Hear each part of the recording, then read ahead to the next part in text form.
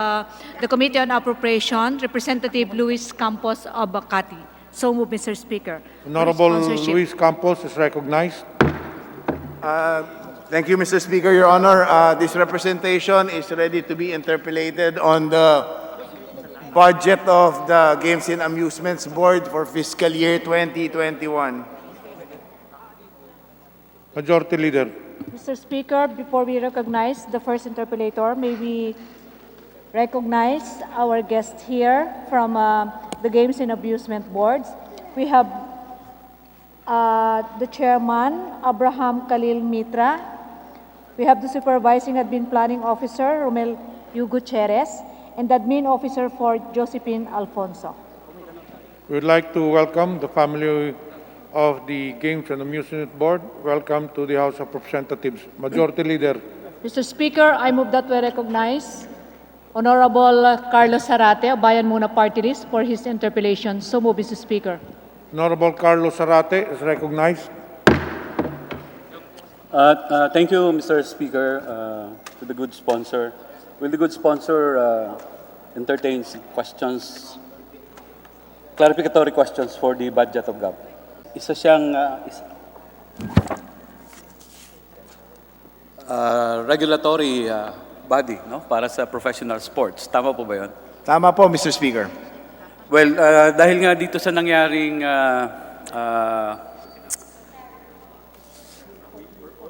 pandemya ng COVID, isa ito sa sektor na matinding tinamaan. No?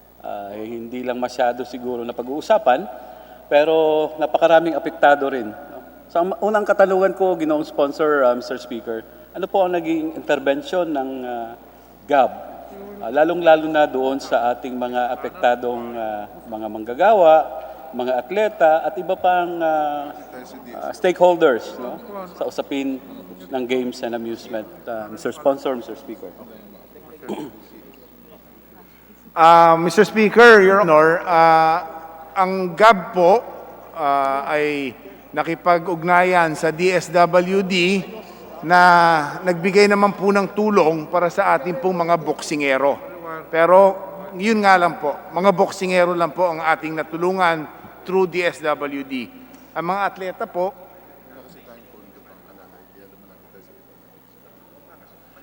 ang GAB po ay walang pondong nakalaan na pang-alalay o pang-ayuda sa mga atletang kaya kung kaya kinakailangan po na tayo ay makipag-ugnayan at humingi ng tulong mula sa mga ahensya tulad ng DSWD po. Mr. Speaker, Your Honor. Salamat po, Mr. Sponsor, Mr. Speaker. No? Nabanggit ko po yan dahil even as we speak now, no, ay wala pa rin kasiguruhan kung itong mga industriyang ito ay makakabalik din. No? At siyempre, halimbawa, sa usapin ng horse racing, wala naman sigurong problema yung mga may-ari ng mga kabayo at may-ari ng horse racing clubs. No? But yung mga ordinaryong manggagawa dito ay certainly affected. No? Ganon din sa ibang professional sports, no? So,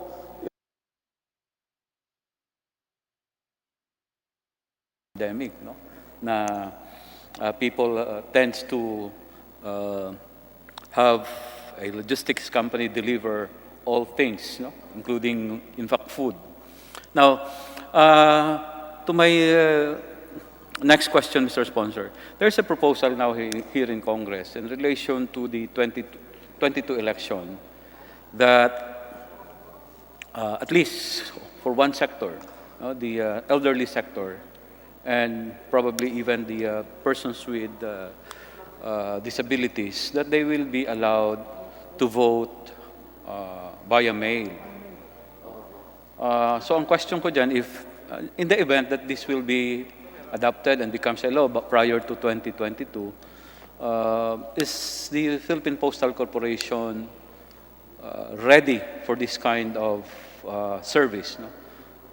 Doon sa alternative voting, no, via mail, no? Siyempre yung mga usapin dyan, security of the ballot and the others, no, related to that, Mr. Sponsor, Mr. Speaker. Yes. As I inquired with the officials, Mr. Speaker, they are supportive of the idea and they are prepared to embark on it if they are given the mandate to handle vote by mail. Although this is just limited to senior citizens. Yes, yes. So there's no indication that they may be overwhelmed. But they are prepared and they are willing, Mr. Speaker. So even with the present complement now, personal complement and logistics requirements of Philippine Postal Corporation, handa po sila sa ganitong possibility without necessarily, dagdagan yung kanilang pondo, for example, in anticipation for halimbawa in 2022, no? Because we are talking now of 2021 budget, although hindi pa naman ito batas, no? So yun lang yung nire-raise ko rito, no? How ready is the Philippine Postal Corporation once this possibility will be a reality, Mr. Sponsor, Mr. Speaker? Yes, Mr. Speaker, siguro po logical naman na kung bigyan natin sila ng karagdagang responsibility in relation to the elections, mangangailangan ng karagdagang pondo. At sana nga po kung magkaroon ng desisyon ang Legislative Department, no, na ipatupad ito para po sila naman ay mabigyan din natin ng suporta. But as it is, yung kanilang kahandaan ay naroroon, pero logically, kailangan hong dagdagan ng appropriation para sa kanila. Thank you, Mr. Sponsor. And finally, gusto lang talang ipatanong ito. It is a government-owned and controlled corporation. Therefore, it generates income. Ang tanong po, Mr. Sponsor, Mr. Speaker, bakit po kailangang meron pang budgetary allocation sa General Appropriations Act ang Philippine Postal Corporation? Ang karagdagan po na hinihingi ng Philippine Postal Corporation ay tinatawag natin na reimbursement on franking privilege. Yung franking privilege po, yan yung sistema kung saan ang mga selected offices ng ating pamahalaan ay nakakapagpadala ng communication sa mga constituents o sa kliyenteng siniserbisyohan nila nang hindi ho nagbabayad yung ahensya. No? Kasama ho tayo ang Kongreso doon sa may franking privilege.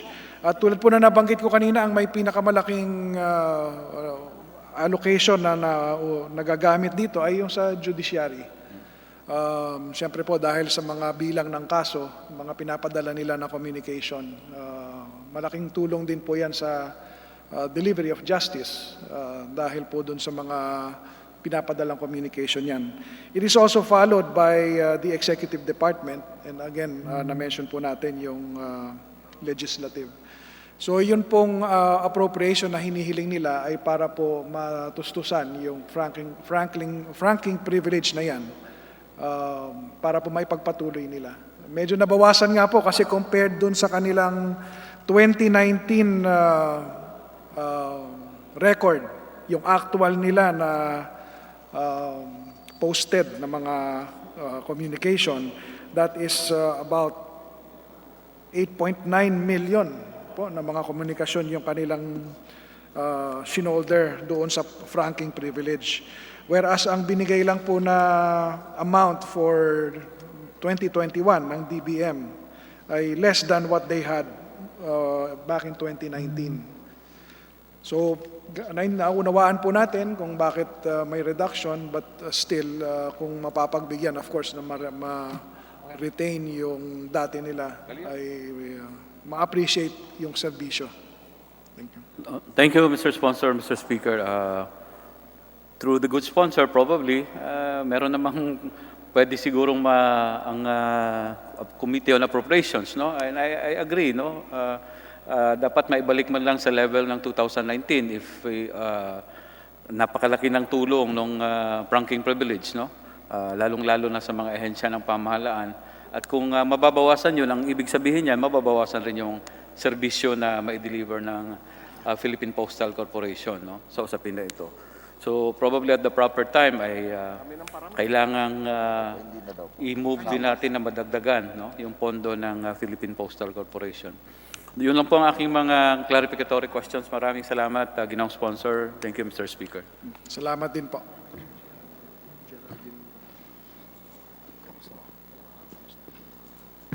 Majority Leader. Mr. Speaker, I move to recognize the Honorable Geraldine Roman of the 1st District of Bataan.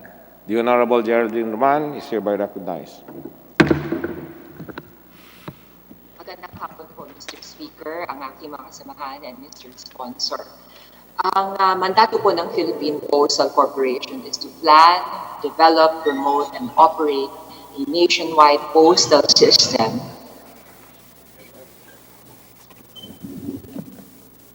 with a network that extends or makes available at least ordinary mail services to any settlement in the country and to provide for the collection, handling, transportation, delivery, forwarding, and exchange of postal matters between nations. At katulad na rin po ng sinabi ng ating sponsor, malaking bahagi rin po ng government communications ang gumagamit po ng ating Philippine Postal System through our franking privilege. Sa madalit salita, hindi po matatawaran ang kahalagahan po ng Philippine Postal System sa pagtulong sa ating pamahalaan, especially sa mga key agencies such as the Department of Justice, the Department of Agrarian Reform, at kung ano-ano pa po. Ang bilang kinakawan po ng unang distrito ng Bataan, Mr. Sponsor, nais ko pong malaman ano po ba ang problema ng Philippine Postal System kung bakit nakakarating po sa akin, pati na rin po ang aking mga constituents nagsusumbong sa akin na maraming mga government notices ang hindi nakakarating sa kanila. Minsan, dumadating na po sa kanila ang notice mula sa, let's say, to give an example, the Department of Agrarian Reform, nang late na po at hindi na po sila nabibigyan ng pagkakataon makatugon sa mga notices na yan. So nalulugi po sila at nadadihado sa kanilang mga kasong nilalakad. Mr. Speaker.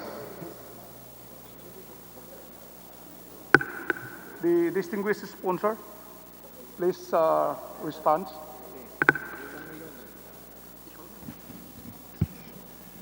Mr. Speaker, distinguished colleague, as of now, nahihirapan po ang PHILPOST sa deliveries nila during this time of COVID. Of course, understandable yung pagdating po sa mga quarantine in certain areas, yung protocols that are being implemented with regard to their staff. We hope that this will be resolved together with the resolution to this pandemic. Although medyo matagal pa nga po, understandable po at this time why there are such delays. Lalong-lalo na po doon sa mga medyo liblib or malayong lugar na pinaghahatiran ng mga parcels and letters. Mr. Speaker, naunawaan ko po yan sa sitwasyon ng pandemya. Pero ang masasabi ko po, base po sa naiuulat sa akin ng aking mga constituents at pati na rin sa nababalitaan ko sa iba't ibang lugar ng ating bansa, this is not just a problem during the period, the time of COVID. This is a chronic problem. And I might venture to say that ang PHILPOST po ay may malaking suliranin.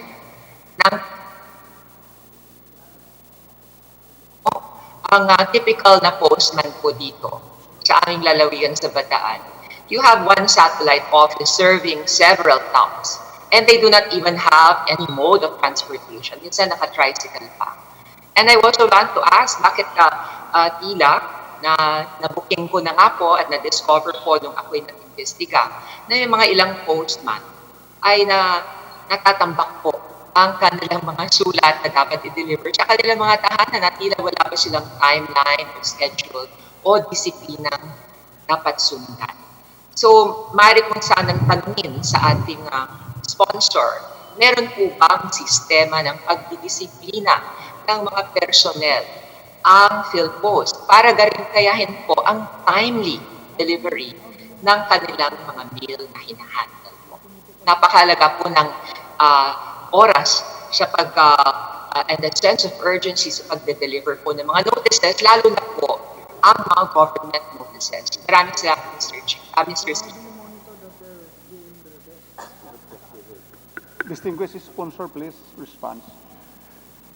Mr. Speaker, distinguished colleague, as relayed by the Postmaster General, they have a system of disciplining their personnel. But I guess, admittedly, as you had mentioned, there are some instances where this system is not fully implemented. And the Postmaster General has conveyed to us that these problems would be addressed, especially when their attention is called through the cluster heads that are assigned at different areas. There is that assurance by the Postmaster General. Mr. Speaker, distinguished colleague. Mr. Speaker, nais ko sanang samantalahin ng pagkakataon ito, manawagan na rin sa PHILPOST. You are a government corporation, and I believe you should adopt a different kind of attitude in running your agency. I wish it were run like a private corporation with checks and balances in a system of accountability. At kami naman po sa Kongreso, Mr. Speaker, tayo naman po sa Kongreso ay handa naman tumugon sa inyong pangangailangan. But of course, you have to deliver. Kaya nga nauulit ko, sana ang panaginip natin, ang PHILPOST, magkakaroon tayo ng mga uniform personnel who rides their official modes of transportation, whether it be a motorcycle, tricycle, trike, what have you. At sana po maging very professional na po ang kanilang handling. So, sa ganang akin po, nananawagan din po ako sa ating mga kasamahan sa Kongreso kung sana, kung matataasan pa natin ang budget ng PHILPOST. At of course, when we give additional funds, there should be greater accountability. Hindi po natin dapat hayaan na patuloy pa rin ganyan, kabagal at inefficient ang ating sistema. I understand ang sitwasyon po ng PHILPOST at ang kanyang budgetary limitations, which makes me wonder, 500 na kayo last year? Bakit 500 lang po ulit ang inask nyo? If you have any kind of sincere desire to improve the efficiency of your services, then by all means, dapat siguro humingi kayo at nag-push sa amin na pataasin palalo ang inyong budget. So, Mr. Speaker, sa pagkakataong ito, Mr. Sponsor, nais ko rin po sanang manawagan, taasin na po natin at ibalik po doon sa 2019 level ang budget po ng PHILPOST. But please, gawin nyo na po ang dapat gawin para ma-improve po ang services na binibigay nyo sa sambayan ng Pilipinas.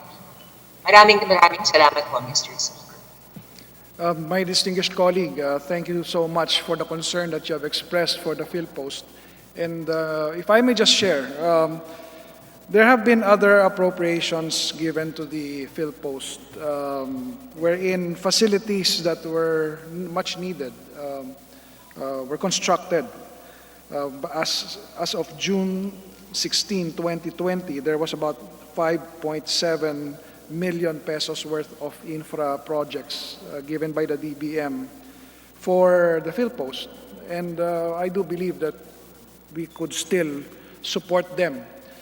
And one just final word, as an example, dun po sa sarili kong distrito, nung nagsimula po under another administration, nangungupahan yung PHILPOST dun sa isang maliit na pwesto sa palengke. And it really contributed to the degradation of service dahil masikip yung lugar, tambak ang mga parcels and letters. And through the help of the local government, we were able to secure for them space in one of the malls. It improved their service delivery because of the support given to them. So it's not just through an appropriation through Congress, but even through the assistance of local government, we can help them improve.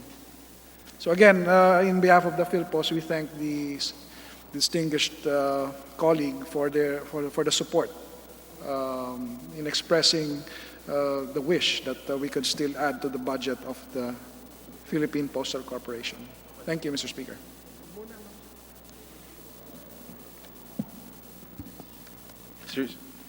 Mr. Speaker,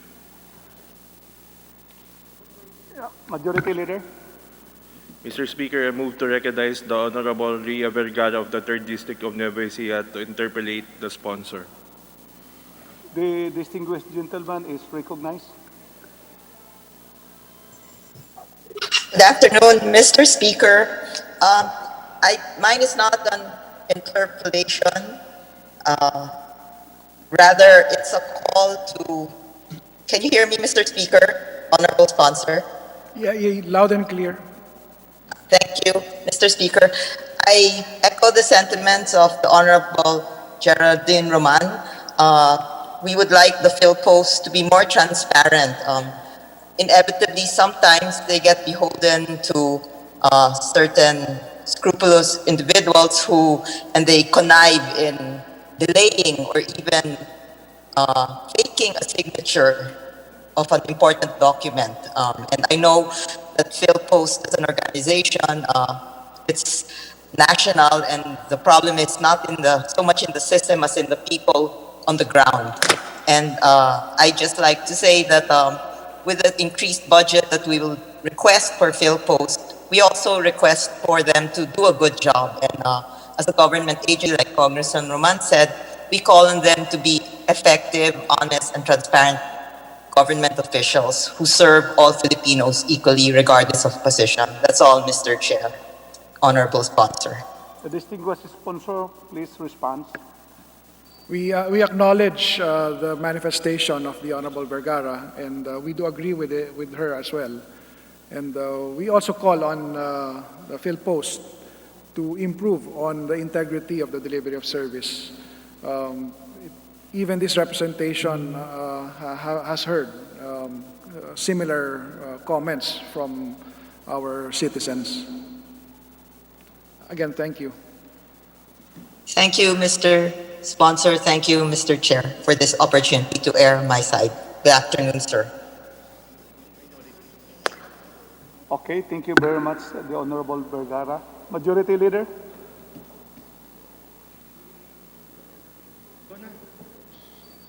Mr. Speaker, I move that we recognize Honorable Carlos Zarate of the Bayan Muna Party List. The distinguished Honorable Carlos Zarate of Bayan Party List is recognized. Mr. Speaker, I withdraw my motion to recognize Representative Zarate, but I move that we recognize Honorable Janet Garin of Iloilo. So move, Mr. Speaker. With the manifestation of the Majority Leader to withdraw the earlier recommendation for recognition of the Honorable Zarate, in lieu of him, the Honorable Janet Garin is recognized from the minority. Thank you, Mr. Speaker. Mr. Speaker, there being no member from the minority who would wish to ask more questions insofar as the proposed budget of the Philippine Postal Corporation is concerned, we move that we terminate the period of debate and interpellation of the said agency. Majority Leader, there is a motion from the minority. May we hear from the majority? Mr. Speaker, on the part of the majority, we join the minority in its motion to terminate the interpellations and the budget of Philippine Postal Corporation. So move, Mr. Speaker. There is a motion from the majority and the minority to terminate the budget deliberations of the Philippine Postal Corporation. Is there any objection? The chair hears none. The motion is approved. Majority Leader. Mr. Speaker, I move for a few minutes suspension to allow the...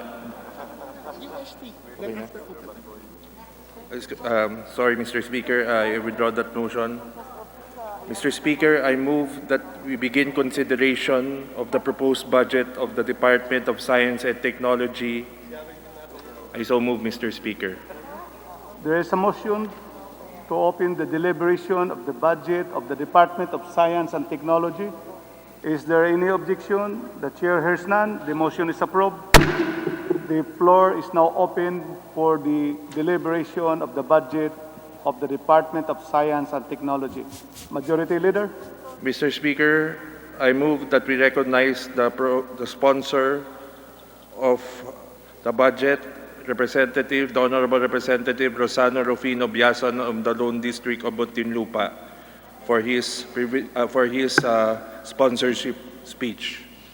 Before the Chair will recognize the Honorable Rafi Biason for his sponsorship speech, may the Majority Leader recognize the officials of the DOST who are present today to defend their budget.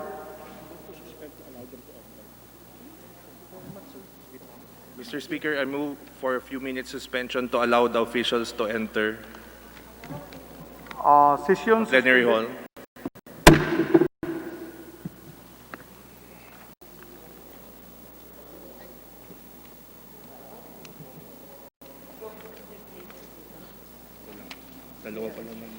Dalawa pa lang gusto.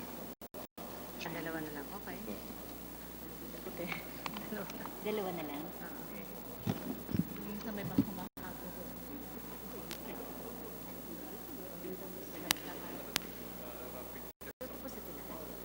Ito, wala eh. Hindi, nandyan sila.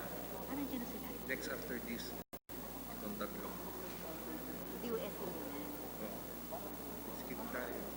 Nag-skip tayo kasi walang... Walang DOST, in transit. Andyan na nila. DOST. Oo, nandun. So, unahin ka na. Matigil to yung Miguel. Tanong ko nga.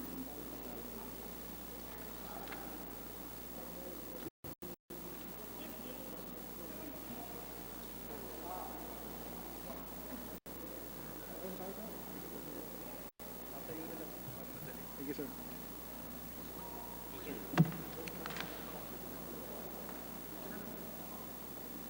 Director Rod Alan Delara, Deputy Director Albert Marino, Regional Director Jose Patalinhug III. Mr. Speaker, I now move that we recognize the Honorable Rufi Biasanon of the Lone District of Muntinlupa for his sponsorship speech. Before the Chair will recognize the Honorable Biason, the Chair will take this opportunity to welcome the official family of the Department of Science and Technology, headed by its dynamic secretary, Secretary Fortunato de la Pina, to this budget deliberation of your 2021 proposal. The Honorable Rafi Biason is now recognized to deliver his sponsorship speech for the DOST budget. Sinong dalawa? Thank you, Mr. Speaker. I have the distinct honor and pleasure to present the budget proposal of the Department of Science and Technology, whose mandate is to provide central direction, leadership, and coordination of scientific and technological efforts and ensure that the results therefrom are geared and utilized in areas of maximum economic and social benefits for the people. For 2021, the agency has been given by the DBM an amount of 23.8 billion pesos as opposed to their request of 36 billion pesos. And if we break down the appropriation or the allocation given to the department, 8% of that budget is given for capital outlay, 18% for personnel services, and 74% for MOE. This representation is now ready to answer questions, Your Honor. Majority Leader, the Mr. distinguished Speaker, sponsor I move to is now recognize the ready. Honorable Sara Jane Ilago of Party List Kabataan to interpolate the sponsor.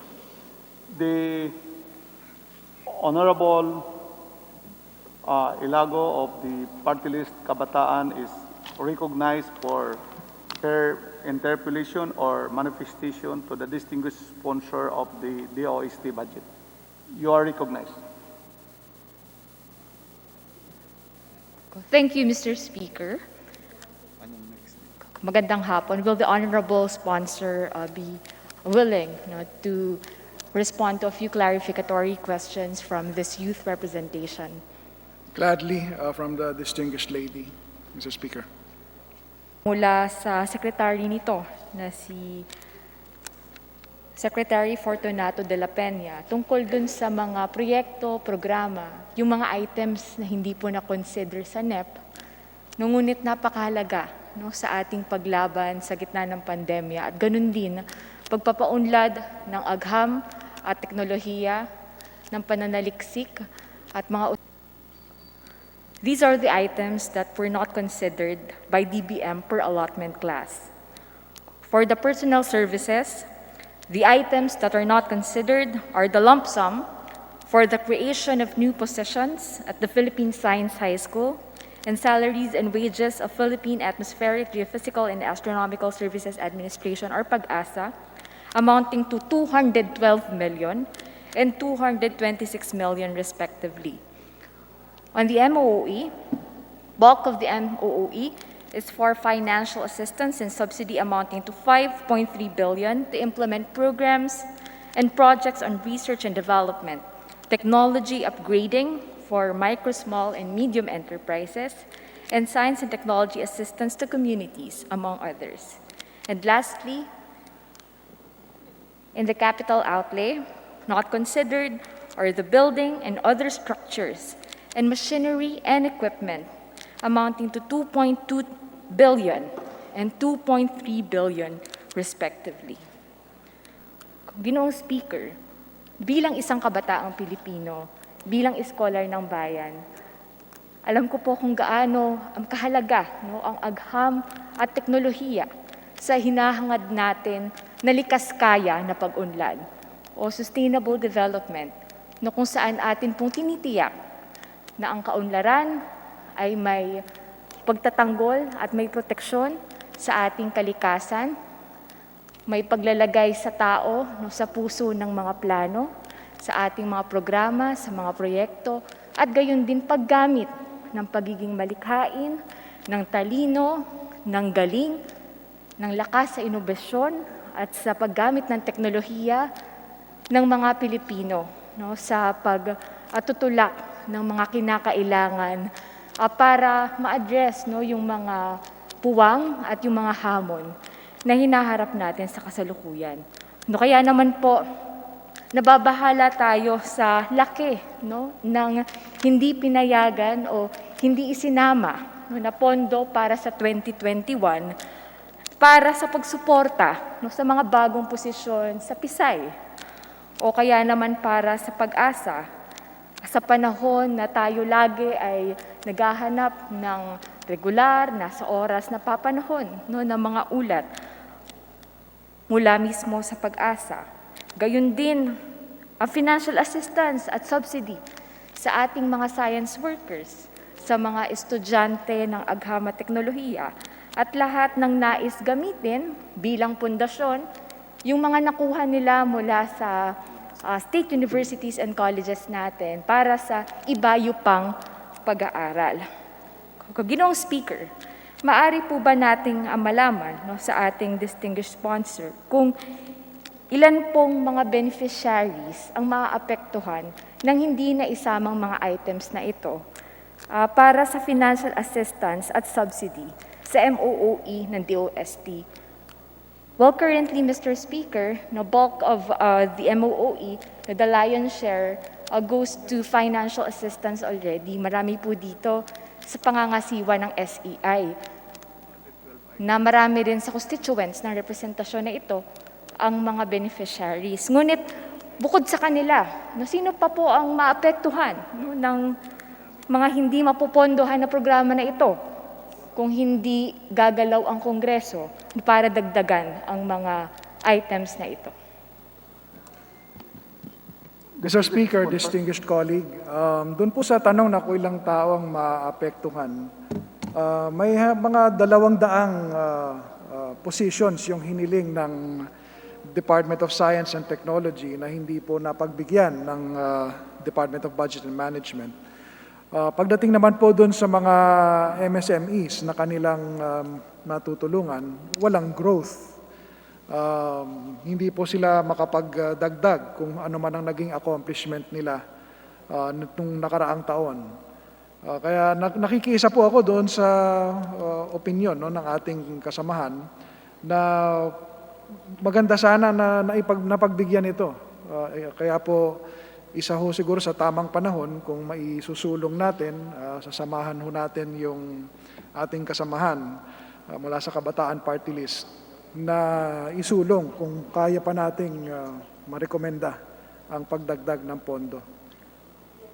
Ginoong Speaker, maaari ba nating malaman sa kasalukuyan ilan pong mga MSMEs ang nakikinabang mula sa mga subsidiya at iba pang mga financial assistance na nagmumula sa DOST? May nagbibilang na around 800, mga 800 MSMEs ang nakikinabang po. At para sa 2021, wala pong pondo ito? Ang wala hong pagbabago, so ang mangyayari po ay parang ano lang tayo, walang growth. The same delivery ang magagawa ng DOST. Ginoong Speaker, ang isa po sa mga pinaka-apektado ng pandemya, mga naging restrictions pagdating sa mobilidad, pagkilos, pagbabiyahe ng ating mga kababayan ay ang mga MSMEs. Sa monitor po ba ng DOST, mayroon na po ba na mga nagsara o nagkaroon ng mga plano na mag-trim down muna kanilang operations dahil sa epekto ng pandemya?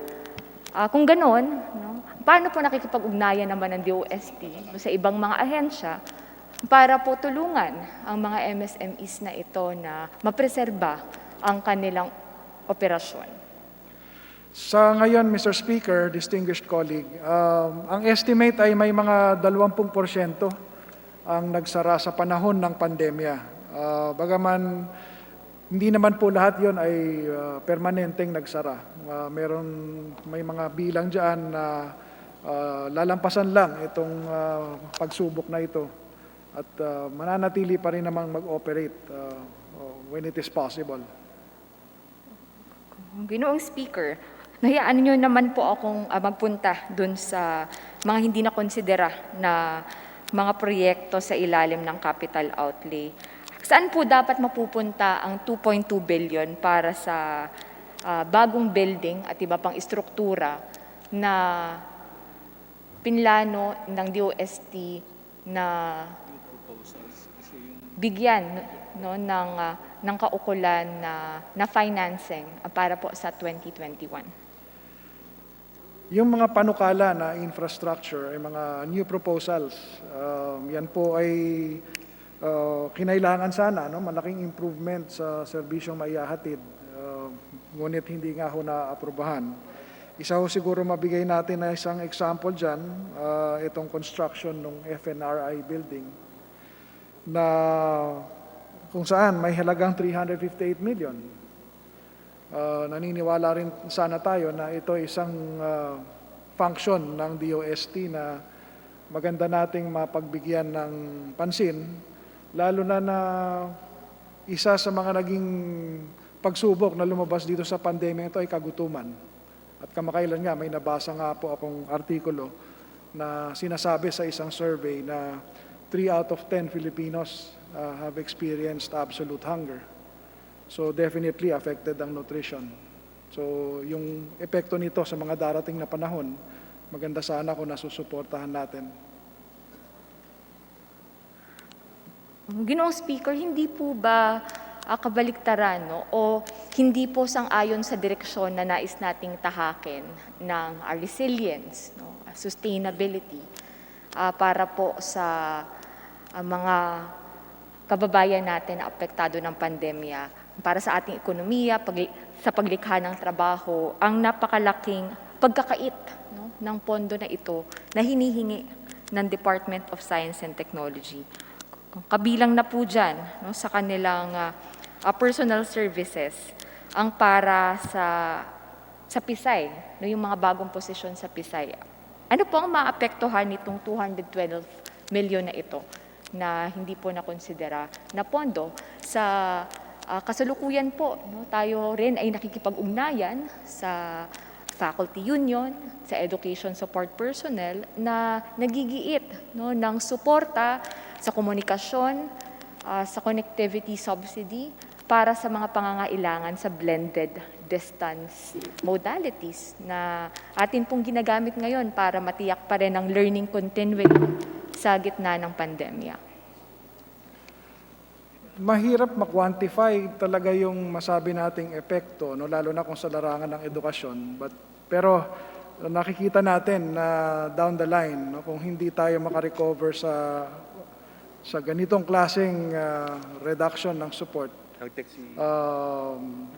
yung after effects ng pandemic, nakikita natin na malaking epekto yan.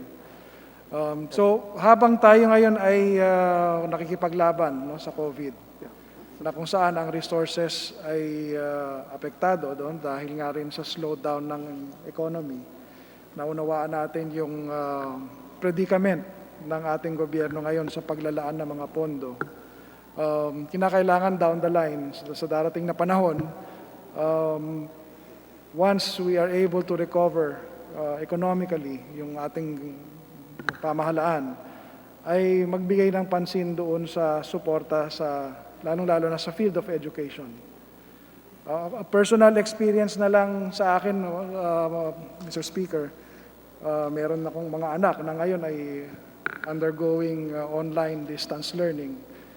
Nakikita ko yung difference ng regular natin na pamamaraan ng edukasyon versus what we are experiencing now. So in short, what you are saying here is that while we do understand the difficulty of government in providing the resources to our agencies owing to the slowdown of the economy, once we have the ability to bounce back, we must put our support into this field again. Ginoong Speaker, napakahalaga po ng ating suporta, no, sa mga personnel, lalong-lalo na sa agham at teknolohiya. At nais po nating malaman, no, sa datos po ng DOST, ilan po sa kasalukuyan ang inyong items ng mga scientists at researchers? Ito po ba ay mga regular na nakakatanggap po ng suporta? Sila po ba ay hired, no, sa ilalim ng ating mga attached agencies? At kung sila po ay regular, no, na parte ng departamento at ng attached agencies, ilan naman po ang nasa ilalim ng contract of service? Ilan naman po ang mga agency hired? Batay po sa, Mr. Speaker, batay sa impormasyon na pinamahagi ng DOST para po sa taong 2020 na staffing summary, ang permanent positions ay 5,560, na kung saan ang field ay 4,809 with an unfilled of 751. Para naman po sa mga non-permanent na positions, yan ay mayroong 3,152. Ang datos na ito ay as of August 31, 2020. Ginoong Speaker, bakit po napakalaki ng ating mga nasa non-permanent positions? Ano po ang kanilang nature ng serbisyo sa departamento at sa mga attached agencies?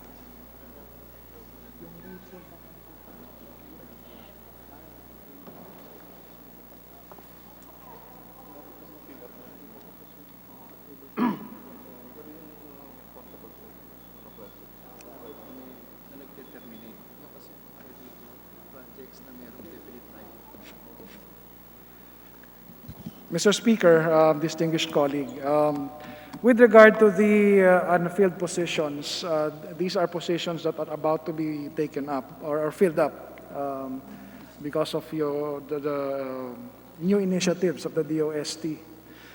With regard to the non-permanent positions, these are project basis positions. So once they are just there for the duration of the project, Mr. Speaker. Ginoong Speaker, nagkakaroon po ba ng espasyo para makausap rin po ng DOST at ng attached agencies na ito, itong mga researchers, mga science workers po, kasama dun sa mga project-based po natin na activities? Ang representasyon po na ito, nagkaroon po tayo ng mga 3 nitong nakaraang taon. At isa po sa mga pangunahin nilang dinadaing ay yun nga pong, bukod po sa mga delays sa mga stipends, marami po dito mga research assistants din. Meron din silang worries, grave concerns pagdating naman sa security of tenure. Nandyan yung hindi sila sigurado na matatapos nila yung kanilang dissertation o kung saan mang silang parte na proyekto. Isa pa pong concern yung kung saan ba sila papasok pagkatapos ng partikular na proyekto, kung saan po sila involved. Ang isa po sa mga karaniwan na nababahagi sa representasyon na ito ay yung pagkakaroon nga ng parang employee-employer na relationship na kung paano po ba natin na pinapaunlad yung ganong ugnayan sa pagitan po ng ating mga scientists, mga researchers, mga science workers, at lahat po ng nag-aambag sa pagpapaunlad ng agham at teknolohiya and R&D po dito sa ating bansa. Mr. Speaker, this representation fully agrees with the lady with regard to the need to put importance on R&D. With regard to the point of or the complaints that were given by some personnel, rest assured that it's not a fault of the non-delivery of or non payment of the what is due, but it is mostly about the lack of proper reporting of those institutions involved. Yung DOST po, binibigay nila yung pondo in bulk to these different institutions. At gaya rin po sa ibang mga ahensya na pagka hindi ka pa Karaniwan, nagha-house po nitong mga proyekto na ito ay matutugunan natin ng mabilis. Napapanahon para hindi rin nasasakripisyo yung mismong timeline ng proyekto at sa parte naman po ng ating mga researchers na hindi rin po nakakaranas ng discouragement sa pananatili dito sa ating bansa para mag-offer ng kanilang serbisyo para sa mga pangangailangan natin sa SNT. Mr. Speaker, distinguished colleague, may commitment po ang ating kalihim ng Department of Science and Technology, Secretary de la Peña, na titiyakin nila na maayos yung gusot na yon. But siguro rin ito ay isa ring panawagan doon sa mga concerned institutions na maging rin po sila, maging responsive at maging alert doon sa pagkaka-report nila sa mga paggamit nila ng pondo para hindi rin po magkaroon ng delay. Ginoong Speaker, sang-ayon po ang representasyon na ito na kailangan talaga yung mahigpit na koordinasyon para maiwasan yung mga delays pagdating sa pag-abot mismo ng pondo dun sa mismong project managers at yung kanilang mga kasama na science workers. Ngayon, Ginoong Speaker, marami din po sa mga beneficiaries ng DOST ay mga graduate school scholars. Sa ngayon po, ilan po ang mga nagtitake ng MS at PhD scholars natin? Ilan po ba dito ang nakaka-graduate? Kamusta po ang monitoring sa ating mga scholars sa gitna ng pandemya na marami sa ating mga proyekto, programa ang apektado o talagang naantala na? Isang halimbawa, Mr. Speaker, distinguished colleague, for the year 2019 to 2020, mayroong mga 1,563 na PhD. Meron pong 4,278 na masters at 27,485 sa bachelor's. Ito na yung graduates for 2020. At para po sa 2020, ang datos po natin sa mga nag-graduate Sa masters po. sa master's program, meron pong 4,264. Sa doctoral program, mayroong 1,927. Ginoong Speaker, lahat po ba ito nakakagraduate? Kamusta po ang kalagayan ng ating scholars? Ang alam ko, we are able to graduate around 1,000 dito and around 500 Hindi pa graduate. ongoing.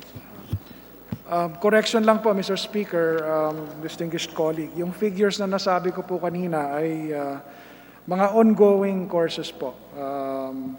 Ang graduates for the masters is about 1,600. The doctoral is about 740.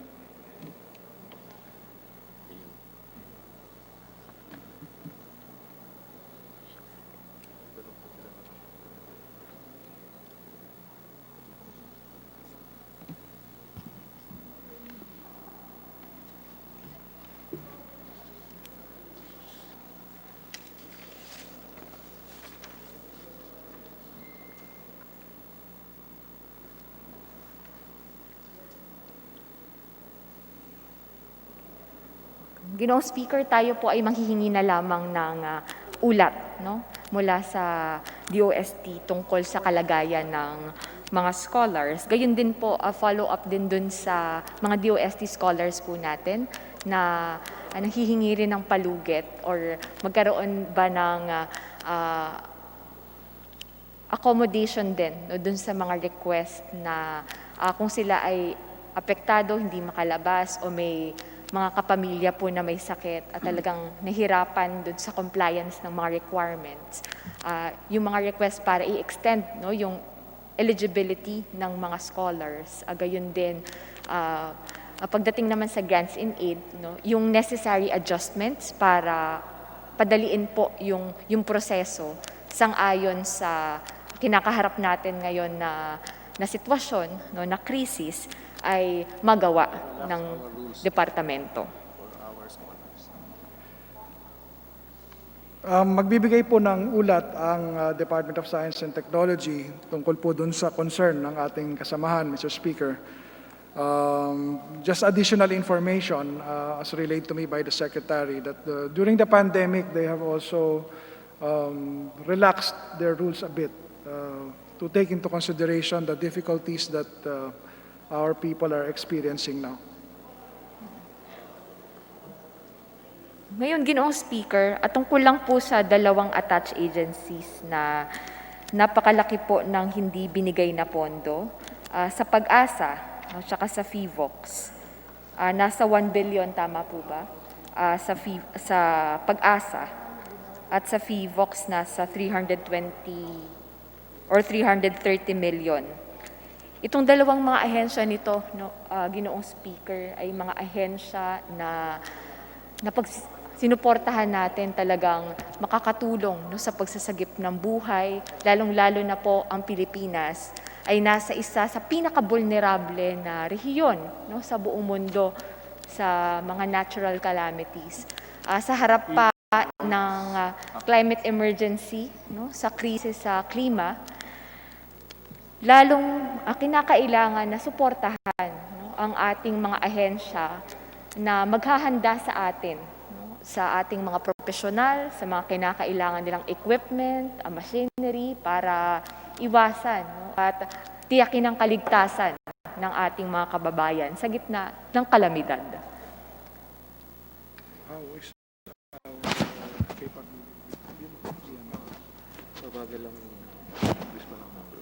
The distinguished sponsor may respond. Yes, thank you, Mr. Speaker, distinguished colleague. Totoo po na pag tingnan natin ho yung figures, nakakabahala yung pagkabawas, no? Lalong-lalo na ho for isang example, yung PHIVOX. Karamihan po ito ay mga equipment, mga ICT equipment and sensors that they need to add to their capability. But as our director of PhilPost assures us, yung capability naman po nila ay hindi naman talagang mababawasan. Nandun pa rin po yung kanilang kakayanan. Bigyan tayo ng tamang impormasyon sa mga volcanic events or other geographic incidents. Yun lang, medyo setback lang doon sa mga pinaplano. But the public is guaranteed or assured that the PHIVOX will remain vigilant and capable of delivering on its mandate. Ginoong Speaker, nagagalak tayo at nandyan ang kapasidad ng ating mga scientists, ng ahensya, na apektado ng hindi binigay na pondo para sa 2021.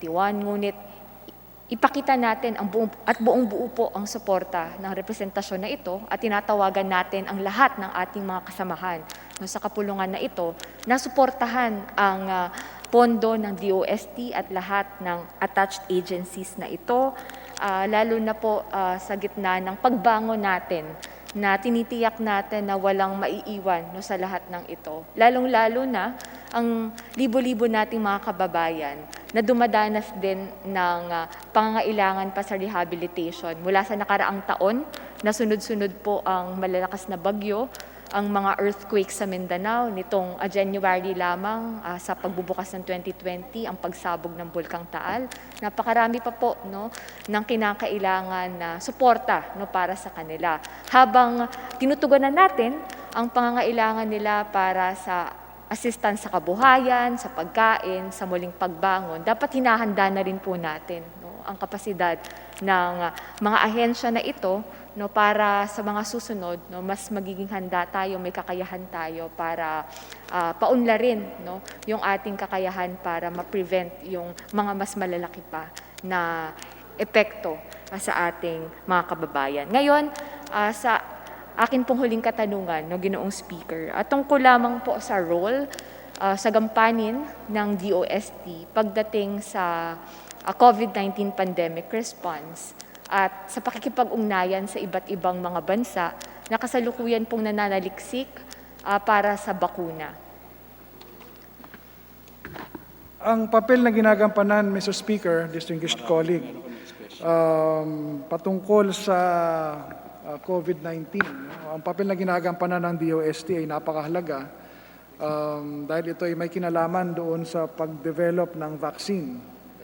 At alam naman po natin na isa sa mga proven means to address a pandemic or an outbreak is through the methods of vaccination.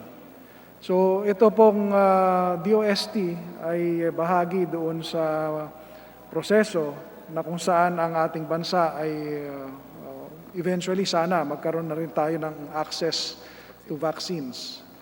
So again, yung relevance ng science, ng research and development ay talagang makikita natin na sa experience natin ito ay enough reason for us to give importance in supporting the DOST. Ginoong Speaker, sa ating partisipasyon sa mga clinical trials, gayon din pagtulong sa development ng vaccine sa kung anumang kapasidad na makakaya ng Pilipinas, kinakailangan po na ilagay natin yung karapatan at kapakanan hindi lamang ng ating S&T and R&D stakeholders ng buong community nito, ngunit po para sa taong bayan, sa ating sama-samang paggaling, sama-samang pagbangon, kinakailangan natin buong-buong suporta, dagdag na pondo, ipakita natin yan para sa 2021 budget. Maraming salamat, Ginoong Speaker. Maraming salamat po sa ating distinguished sponsor. Mabuhay po ang ating mga siyentista, mga scholar ng bayan. Maraming salamat po. Maraming salamat din. Thank you very much, the Honorable Ilago. Majority Leader. Mr. Speaker, I move that we recognize the Honorable Edward Vera Perez Maceda of Manila to interpolate the sponsor. The Honorable Edward Maceda of the Manila District is hereby recognized. Lolian Regarda.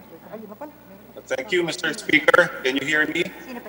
Yes, loud and clear. You may proceed now for your Yes, interpretation. magandang hapon po sa lahat ng mga kasamahan ko sa 18th Congress. Also to my good friend, the good sponsor, Congressman Rufy Biazon, and also the whole DOST family headed by Secretary Fort de la Peña. Yung DOST plays a very important role sa pinaka-importante na departamento yan sa panahon ngayon ng pandemya and moving forward as we go into the fourth industrial revolution na kasing sigurado ng sikat ng araw ay darating. May I just ask a few questions to the good sponsor? Yes, please, with pleasure. We'll be responding to your questions. Go ahead. Yes, my first issue, Mr. Speaker, Mr. Sponsor, is as regards one of the pet bills of this humble representation, which the 17th Congress passed, and I believe it was signed by President Duterte in June 15, if I'm not mistaken, of 2018. And that is the Balik Scientist Program. I know that it's very close to the heart of Secretary de la Peña. And I remember the last time I saw him was in the BICAM of that bill. I was defending that bill together with Congressman Aris Umentado, the chairman of the committee, the House Committee on Science and Technology, and along with the other principal authors, Congressman De Venecia, Congressman Yul Cervanieto, and Congressman Salcedo, among others. And if I remember, we were in a BICAM with Senator Bam Aquino and Senator Nancy Binay, and it proved to be a very successful BICAM. My question is, what role has the Balik Scientist Program played, if any, at this time of pandemic? Because I believe that right now, what we really need is a vaccine and a cure, and the DOST is one of the departments that plays a very vital role in coming up with that through research and development, through coordinating with other countries. So what role has the Balik Scientist Program played? Has it been implemented?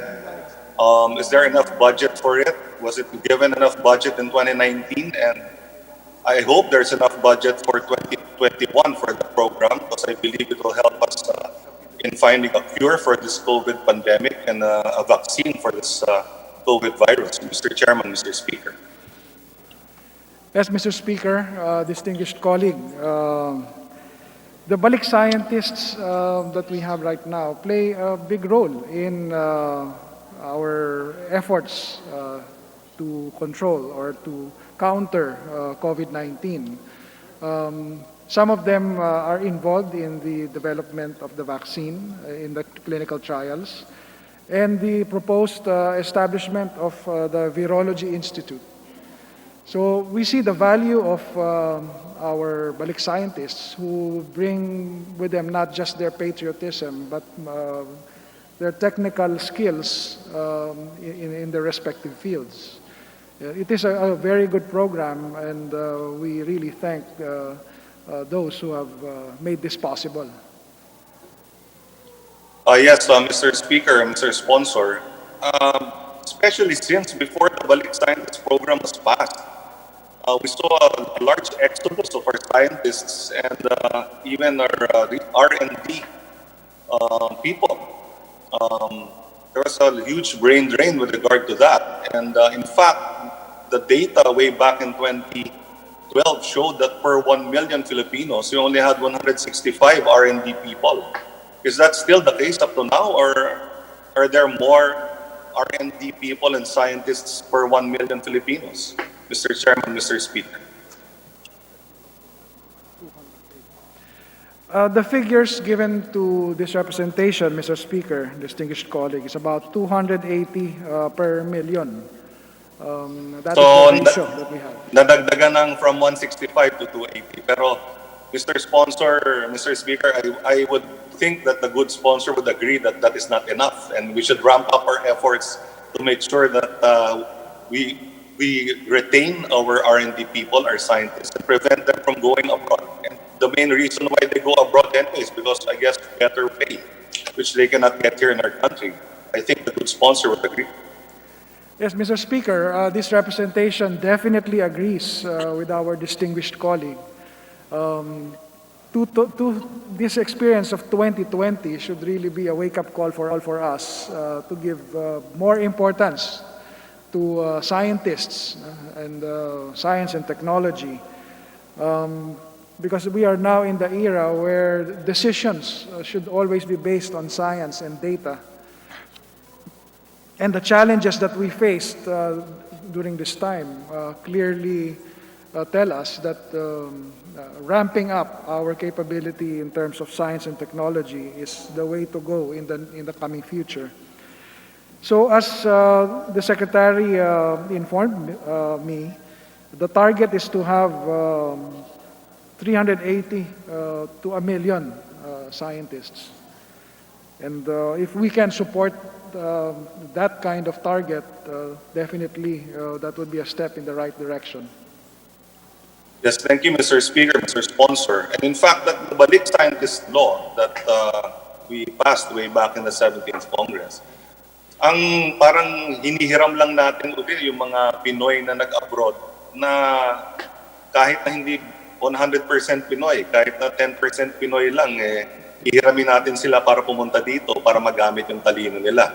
But I guess if we have 100% Filipinos who are capable and ready, then we will have less need for the Balik Scientist Program. But in the meantime, I am happy that it is being implemented. I hope there's more budget put for the Balik Scientist Program because it will play a vital role in finding a vaccine and a cure. Anyway, on to my next point, Mr. Chairman, Mr. Speaker. Again, together with Congressman Aris Omentado, Yul Servanieto, Tof de Venecia, Joey Salceda, and other members, I'm also one of the principal authors of the Philippine Space Agency Act that was passed in the 17th Congress. And especially recently, there are several bills filed in the Committee of Basic Education, like there's the PSOFT bill, the Public Schools of the Future in Technology, principally authored by many congressmen, among which is this humble representation, that looks towards getting our public schools ready for, as I said, the fourth IR, for digitization, and setting up the necessary ICT or IT infrastructure to be able to catch up with other countries. So I think the Philippine Space Agency plays a vital role in that, and also it also plays a vital role in helping other attached agencies like PHILPOST in giving us an earlier warning about natural disasters to come. So I was wondering what the development was with regard to the Philippine Space Agency, and has it been funded well in 2020, and I hope it is being funded well in 2021, Mr. Speaker, Mr. Sponsor.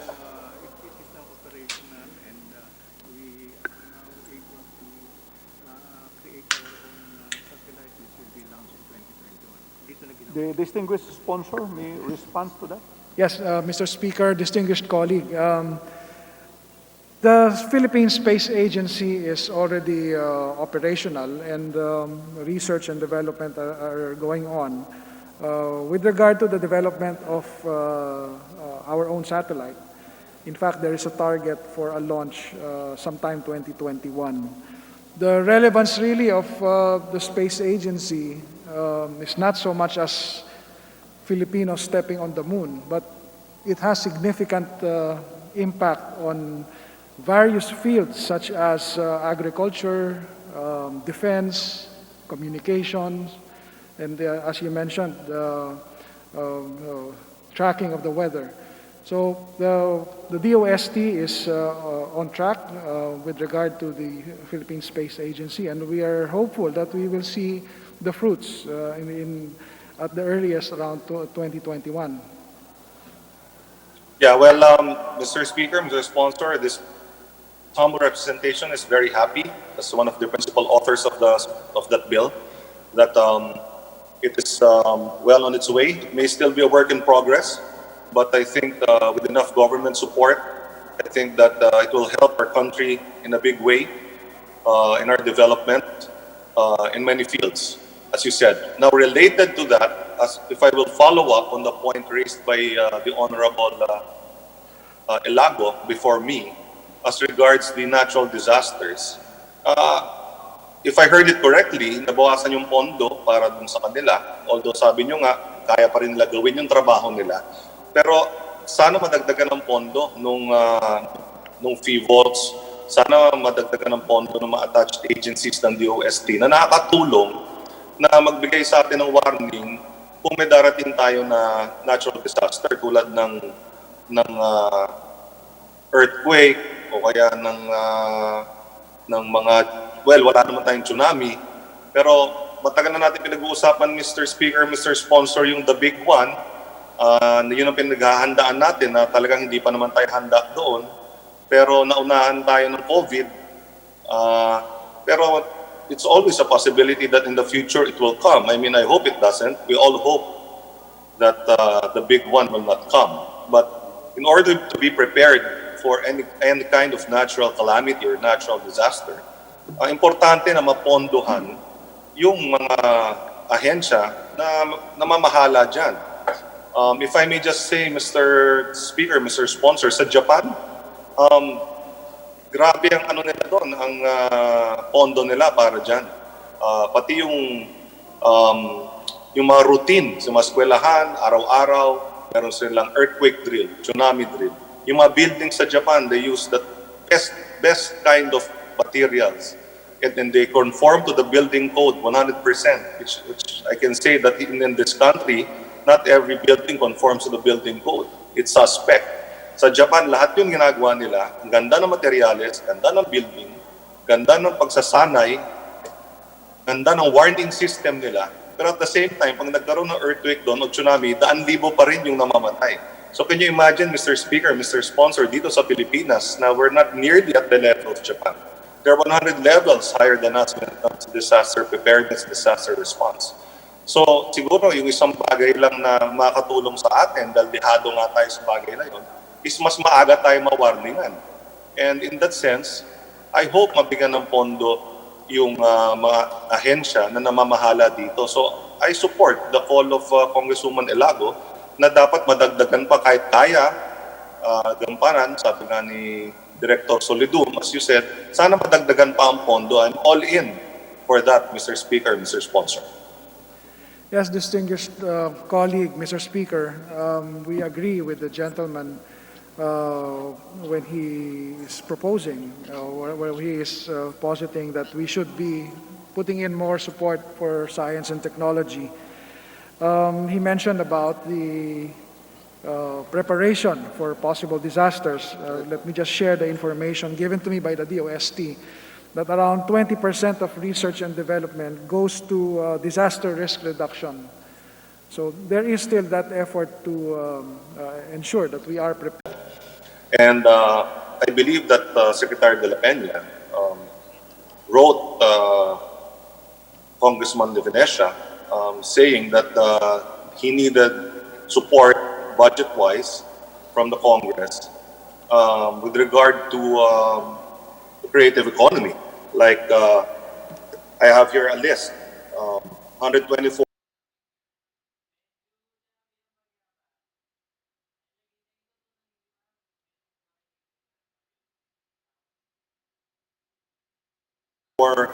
million for the PTRI.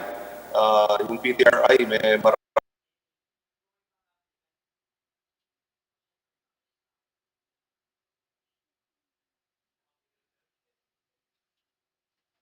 po siyang, yung mga artisans natin, ginagamit yung mga textiles natin.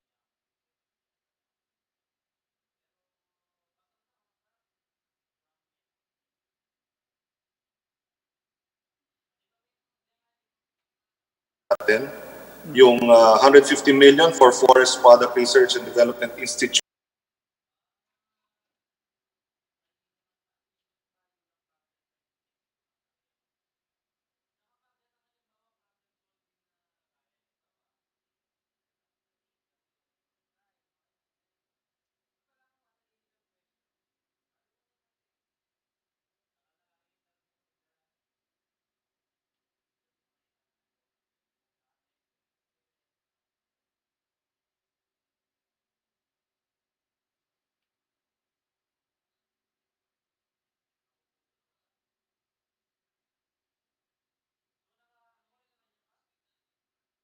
shoot, you know, we have a lot of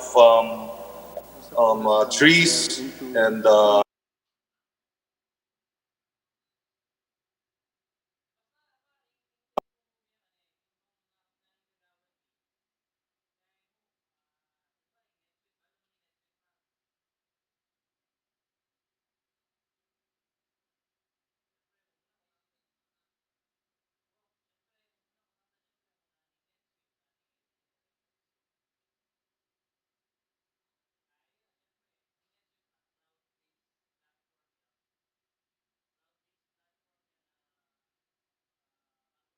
that are endemic to the Philippines that are of very good use to the country.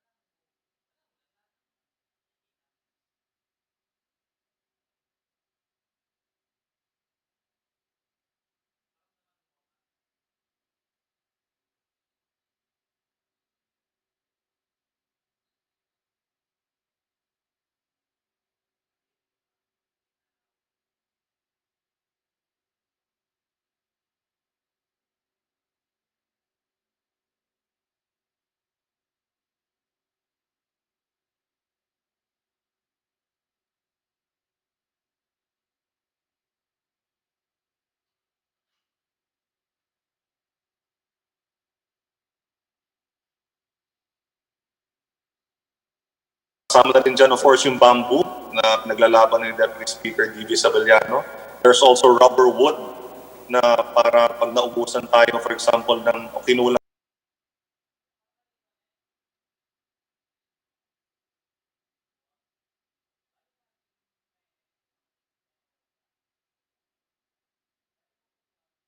tayo sa abaka na ginagamit natin sa mga artisanal products natin doon, mga furniture na nakikilala na sa buong mundo o kaya ng bamboo. Yung rubber wood, pwede na rin natin gamitin. So humihingi rin ng pondo dyan ng DOST.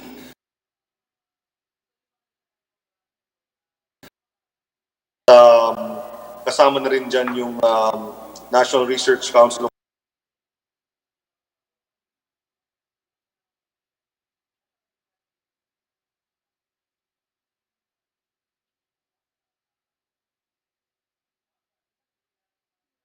of the Philippines, 85 million.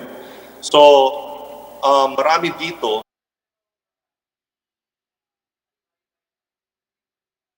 ay makakatulong sa ating mga artisans. Marami dito ay makakatulong sa ating creative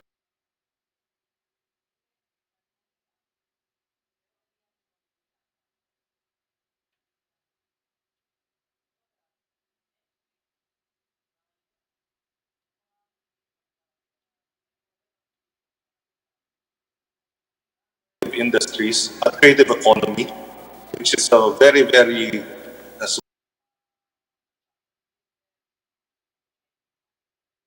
very, very great potential. It is a potential growth sector with minimal government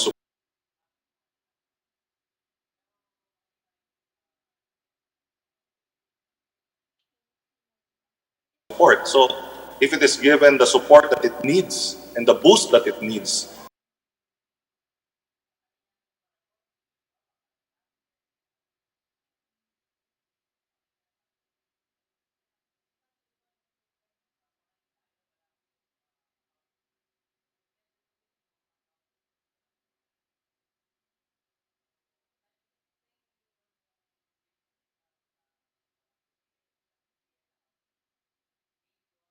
then we believe, and me, luckily as part of Achieve, under Congressman Tof de Venetia's leadership, that it can help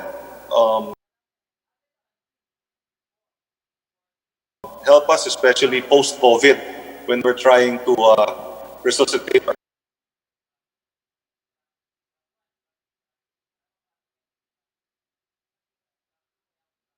economy, which is right now, as they say, we are in the ICU.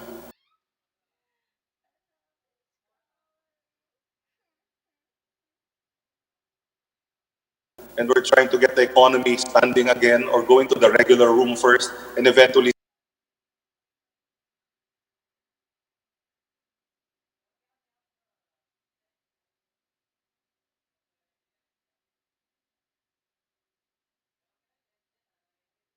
standing up again and walking out of the hospital.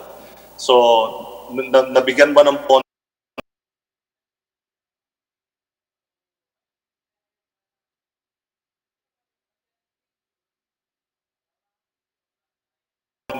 yung mga nadagdagan ba ng pondo, Mr. Speaker, Mr. Chairman, tulad ng hinihingi ni Secretary de la Peña, itong mga attached agencies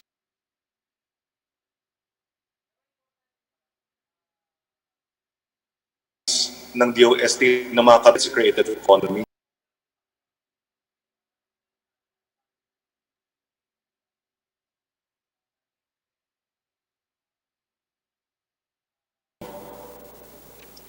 Mr. Speaker, distinguished colleague,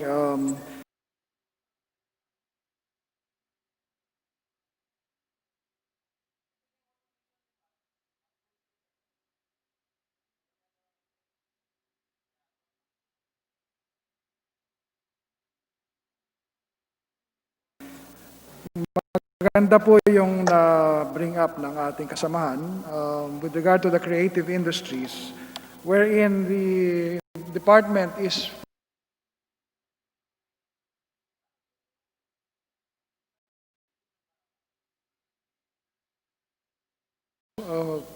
fully aware of the potential of these industries. That's why they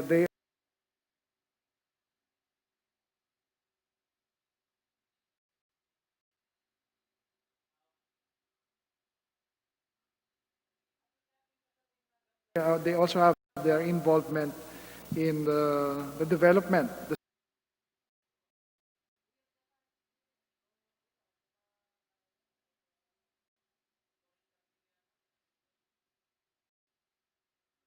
said industries.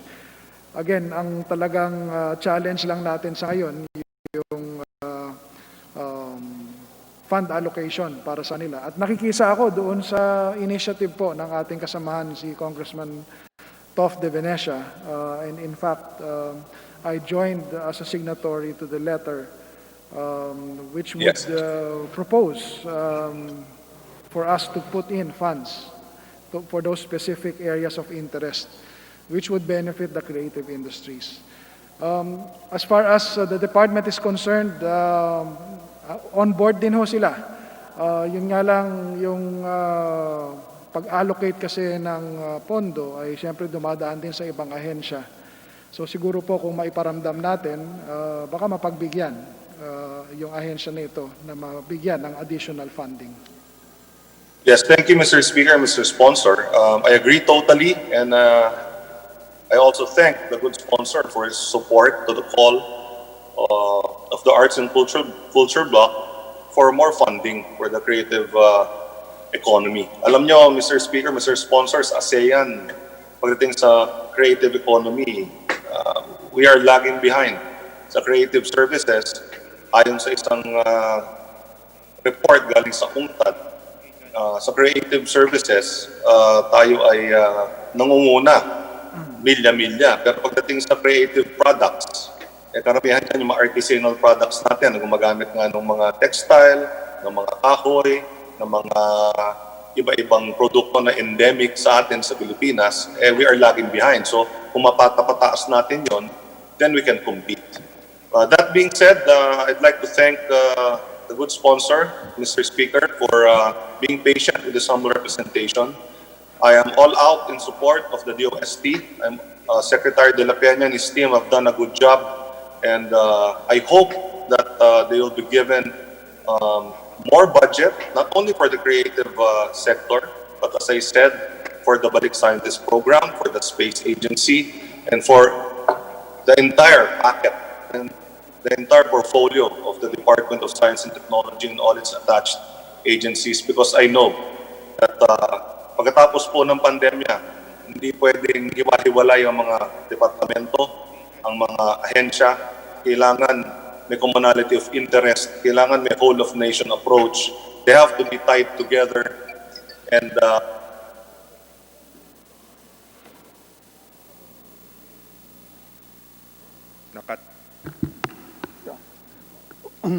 Well, thank you very much, the Honorable Edward Masida, for your brilliant interpellation. Majority Leader?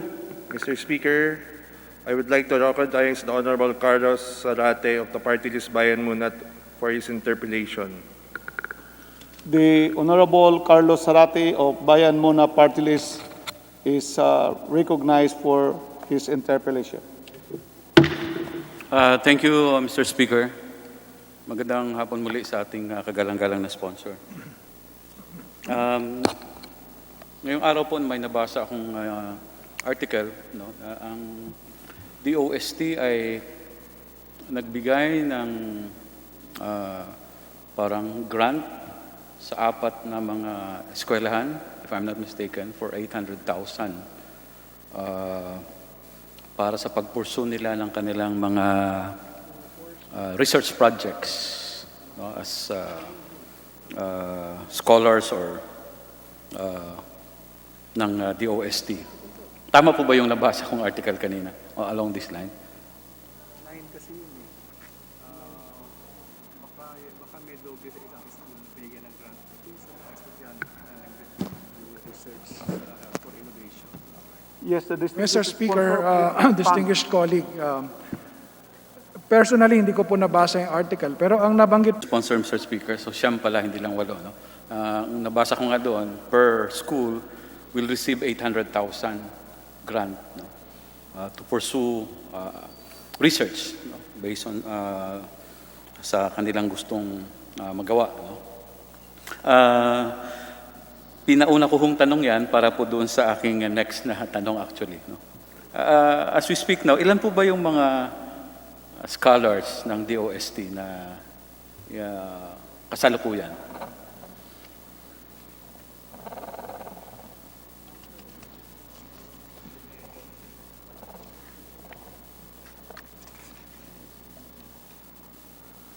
Ito.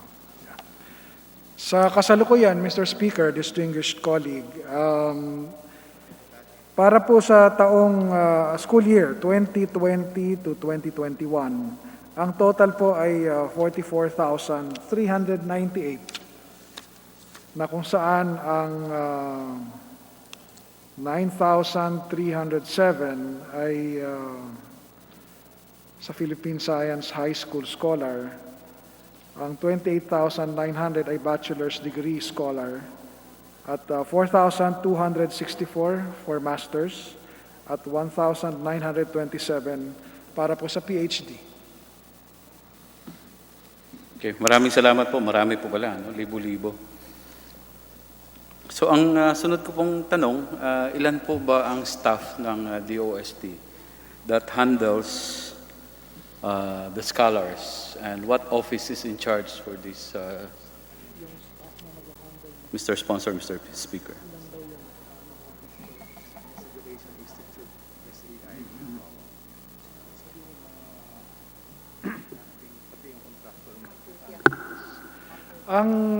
Mr. Speaker, distinguished colleague, may bilang na 130 personnel ang nag-handle ng tanggapan na nangangasiwa dito po sa ating mga scholars. 131,30 po. 131 personnel. Well, di po ba parang may problema doon, tagibang? No? We have 44,000 scholars and we only have 130 personnel to handle all of this. Ilan lang yung mga personnel na naghahawak nito? Everything, so usapin ng lahat, no? Administrative, etc. And I think this will only lead to, a problem on the quality, and even probably it will only delay kung ano yung objective natin, why marami tayong scholars, no? Under the Department of Science and Technology. Mr. Sponsor, Mr. Speaker. Distinguished colleague, Mr. Speaker, yun pong nabanggit natin na 131 personnel ay dun po sa ating parang central office. Mayroon din pong mga tauhan ang departamento sa bawat region na tumutulong sa pag-manage ng ating mga scholars. Per region, meron po silang 3 coordinators in the universities. May inquire, Mr. Sponsor, Mr. Speaker, what particular office ng DOST ang in charge ng ating mga scholars? Ang tanggapan po na nangangasiwa, Mr. Speaker, ay yung Science Education Institute. Yes, the Science Education Institute or the SEI. And in fact, yung programs ng SEI, tinignan ko naman doon sa budget, medyo lumaki naman. No? But yung pa rin yung point ko, kung iilan lang ang personnel ng SEI, because it handles thousands of scholars, it will affect the operation. And in fact, our objective of producing quality scientists and scholars in the future. No? So yan lang yung isang gusto kong mensahe dyan, Mr. Sponsor, Mr. Speaker. Na siguro dapat tingnan ng kagawaran ng department to augment its personnel na mag-handle doon sa mga usapin ng ating mga scholars, no? Mga scholar ng bayan. Dahil kung iilan lang ito, dahil kahit sa usapin lang ng paghahatid ng mga benepisyo sa kanila, paghahatid ng mga allowance nila, hindi po pa, if you only have a few personnel, it will, result to delays.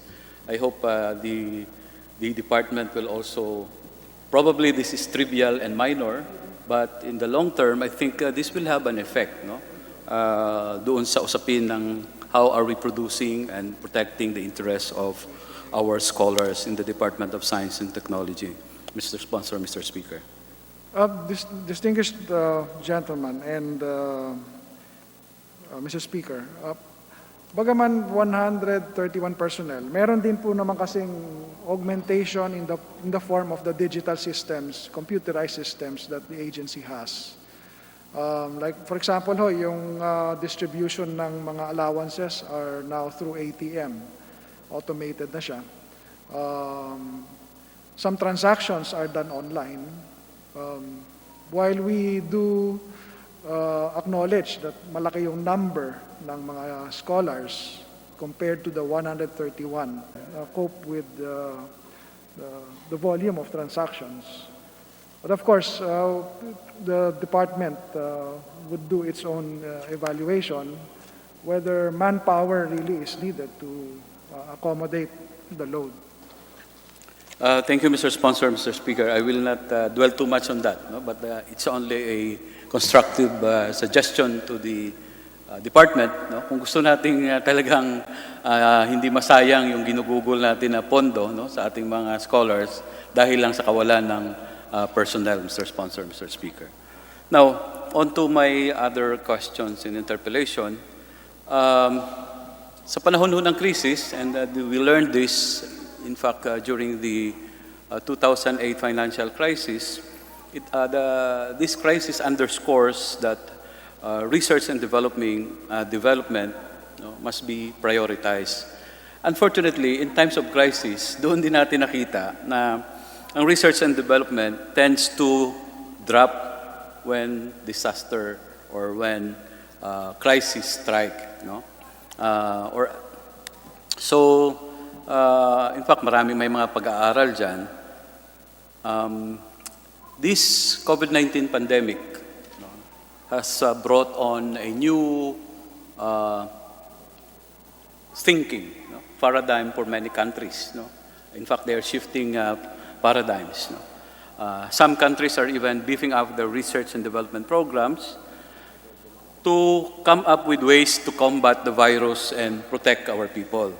In fact, scientists are saying this will not be the first, nor this will be the last pandemic that the world will probably experience in the next years to come, no? Dahil din sa ginawa natin sa ating environment. So parang payback time ng nature ito, no, na haharapin ng mga mamamayan.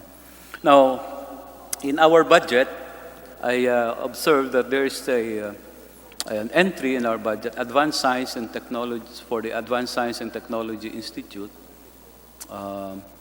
With the for 2021, we have 508 million and 58,000. No? The organizational outcome of this institution is supposedly to increase benefits to Filipinos from scientific knowledge and technologies in ICT and microelectronics. As it is now, the OST is supposedly working, no, on this following research initiative related to COVID. There is the mobilization of satellite images called PEDRO, if it's correct, the Philippine Earth Data Resource Observation Center. And there's also the Data Science Help Desk, or the DATOS project, that the office is working. It basically shows how many vehicles can be seen in that satellite image. And there's also this partnership with the Philippine Genome Center. The department is also engaged in the development of thermal scanners for our frontliners. So the idea, supposedly, for this the latter projects, no, itong development of thermal scanners, partnership with the Philippine Genome Center, is to develop a small attachment that can be fitted with the phone to take advantage of its availability and prevalence. No? That temperature can be read and it will be displayed in the phone screen through an application. And also, nakalagay din doon that there's also this provision of facility support for faster project, no? Or faster, meaning feasibility analysis of syndromic surveillance using spatio-temporal epidemiological modeler for early detection of diseases. Napakahabang pangalan nun, but ang acronym niya is FASTER, no? Led by the Ateneo de Manila University and funded by DOST PCHRD, no? Or the Philippine Council for Health Research. So, merong mga programang ganito. Ang tanong ko dito, Mr. Sponsor, Mr. Speaker, granting that there is no problem for funding, for example, there is no problem for money, no? What projects would the department prioritize and recommend to properly and effectively address our pandemic requirements? Kanilang sektor, kulang sa suporta yung sektor ng siyensya, teknolohiya at agham. No? So, yun lang po ang gusto kong maipabatid sa ating kagalang-galang na sponsor at sa ating departamento dahil taon-taon na lang sa ating pagtatalakay ng budget ng DOST ay bumabalik at bumabalik ang ganitong mga usapin. No? Habang gaya nito, sa taong 2020 ay bigla tayong nabulabog, no? Nabulaga at nahambalos ng ganitong napakalaking problema, nakalakhan ang solusyon ay nanggagaling sa sektor ng siyensya at teknolohiya. So maraming salamat, Ginoong Sponsor, Mr. Speaker, for the opportunity to clarify some points in the budget of the Department of Science and Technology. Thank you, Mr. As a final response, Mr. Speaker, medyo tulad po ng nasabi na ating kasamahan, tayo ay may pagkukulang pa pagdating sa pagsuporta ng pondo. Pero isa pong good news to the credit of our scientists. We now rank number 50 out of 131 countries in the Global Innovation Index. And we are one of 4 countries cited as having made significant progress in the Innovation Index. So, nandun ho yung potential. If we give the support, we can rise higher. Thank you, Mr. Speaker. Thank you very much, our very hardworking colleague, the Honorable Sarate. Majority Leader. Mr. Speaker, I move to recognize the Honorable Deputy Speaker Lauren Ligarda, Long District of Antique. The Honorable Deputy Speaker Lauren Ligarda of the Lone District of. And I wanted to focus first and foremost on the vulnerability of the Philippines. It is clear that the global economy and humanity as a whole have been direly affected by COVID-19. It is also said that climate change and extreme weather events be worse and be more intense, more frequent, and the effects on this, on a vulnerable nation like the Philippines, on archipelagic and maritime nation at that, will even have worse and more adverse impacts. In 2015, we in Congress passed the Pag-asa Modernization Act. It's been 5 years, Mr. Speaker. May I know whether the full scale, breadth, and finances and resources available have been given? The Pag-asa Modernization Act that was meant to upgrade the physical resources, the operational techniques, through the acquisition of state-of-the-art instruments, equipment, facilities, to improve the capability for timely and reliable forecasting, not just in vulnerable areas of our country, but all over the Philippines.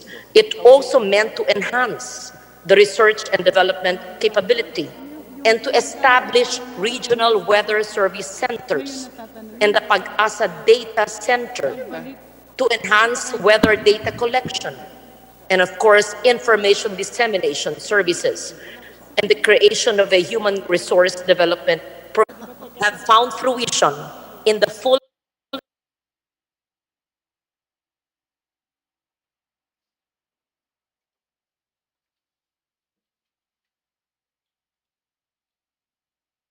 funding of the Pag-asa Modernization Act.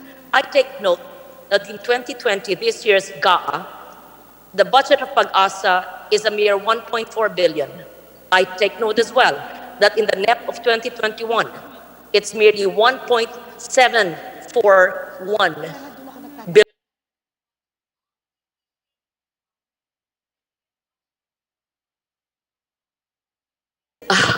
What percentage of a 4.5 trillion budget? If my math is correct, Pag-asa modernized or not modernized is 0.038% of the 4.5 trillion budget. And I will get to DOST later and its various programs. Again, just like in DTI earlier, we pay lip service and say we value micro-enterprises. We pay lip service and pass important legislation, the Innovation Act, and the DOST is part of it. Now, I would like to know whether the Pag-asa Modernization Act has actually been fully financed with the resource. Mr. Chair, I submit. Thank you, colleague of my father in the Senate.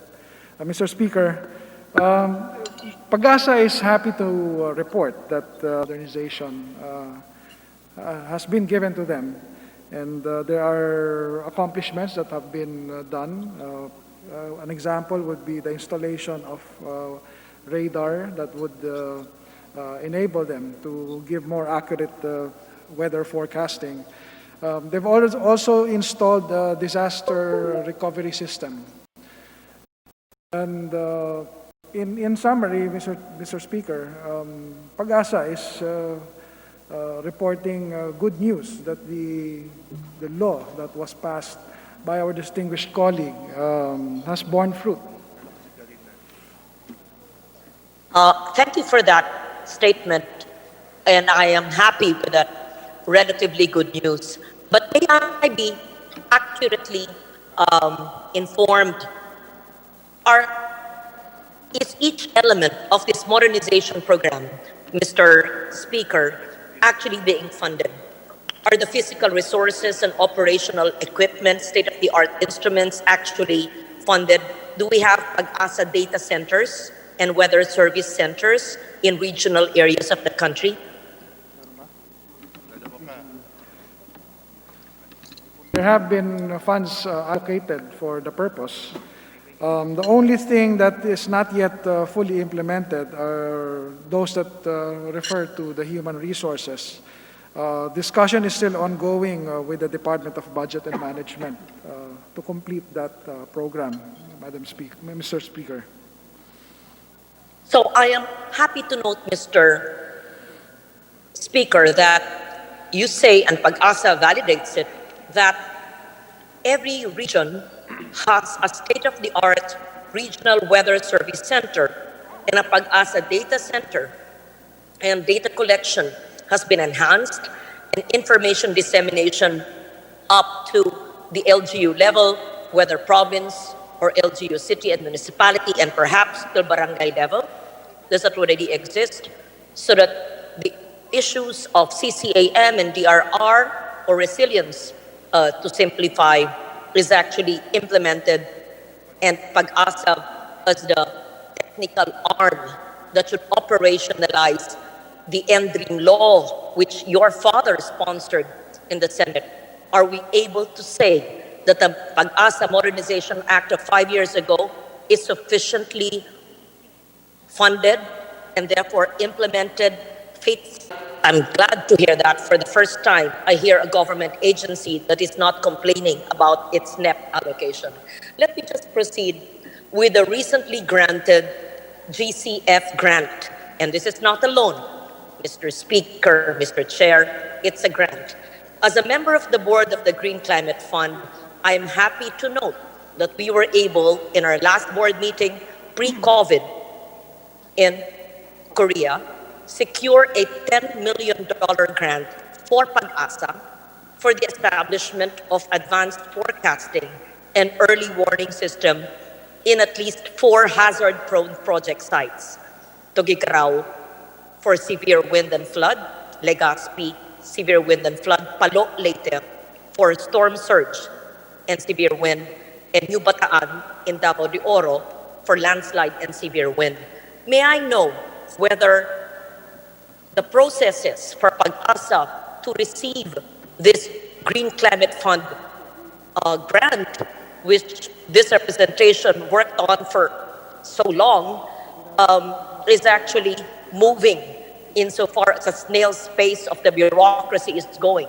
An additional $10 million has to be counterparted by the national government for a total project cost of $20 million.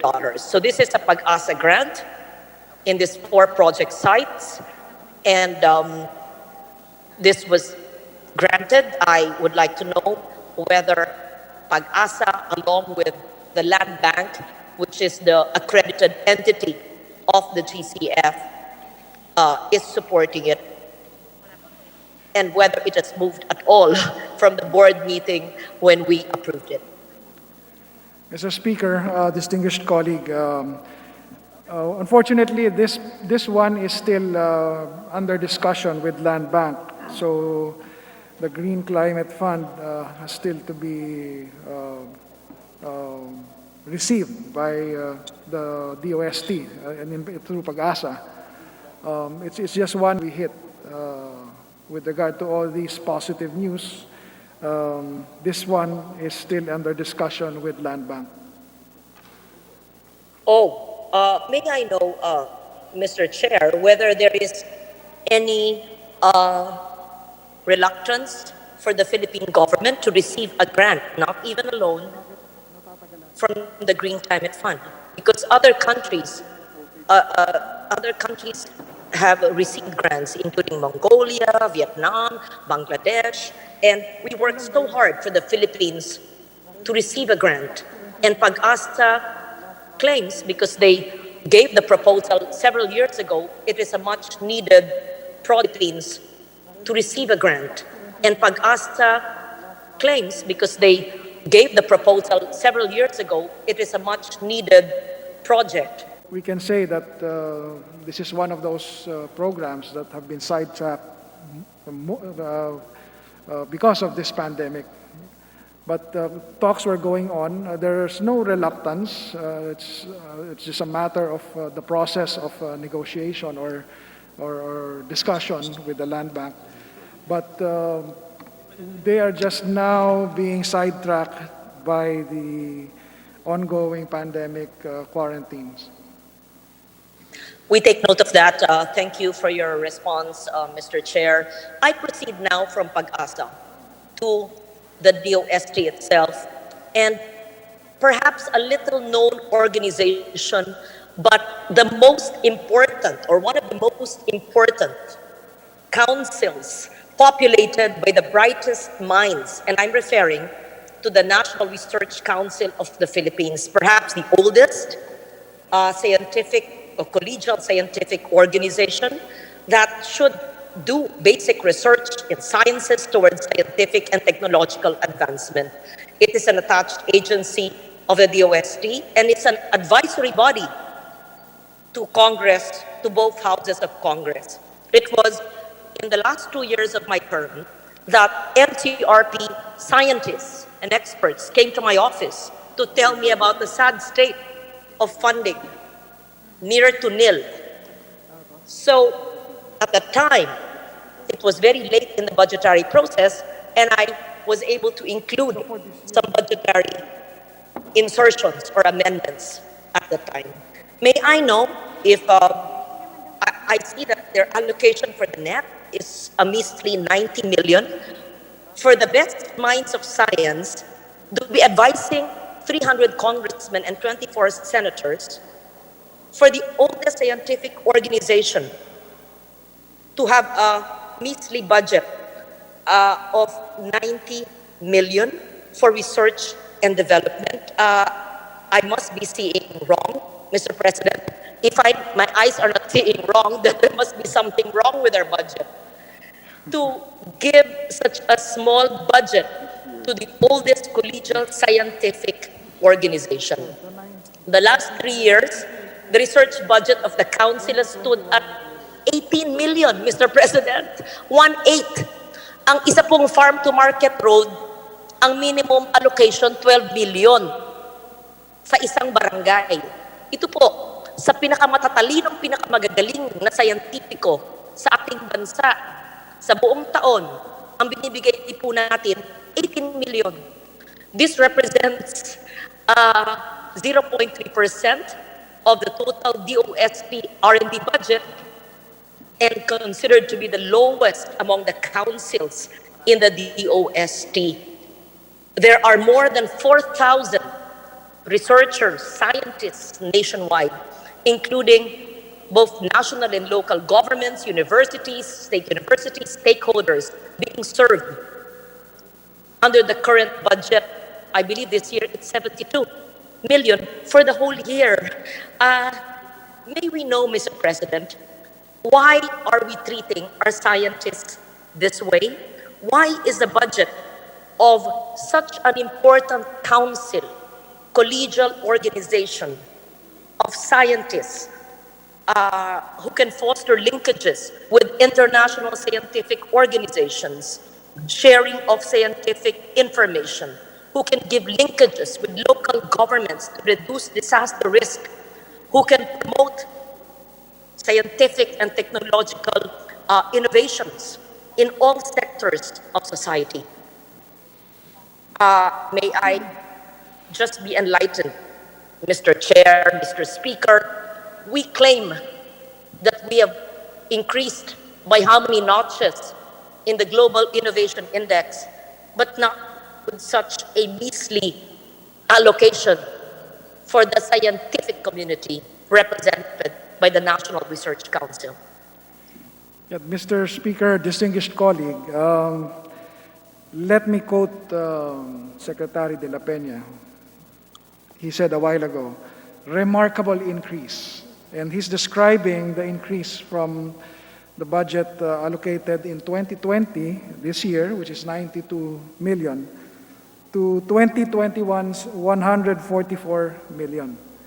Indeed, it's a far cry from what it was years ago, and although we wish we could give more, but the increase that was given now has been significant, and they are working with the Department of Budget and Management, of course, in order to get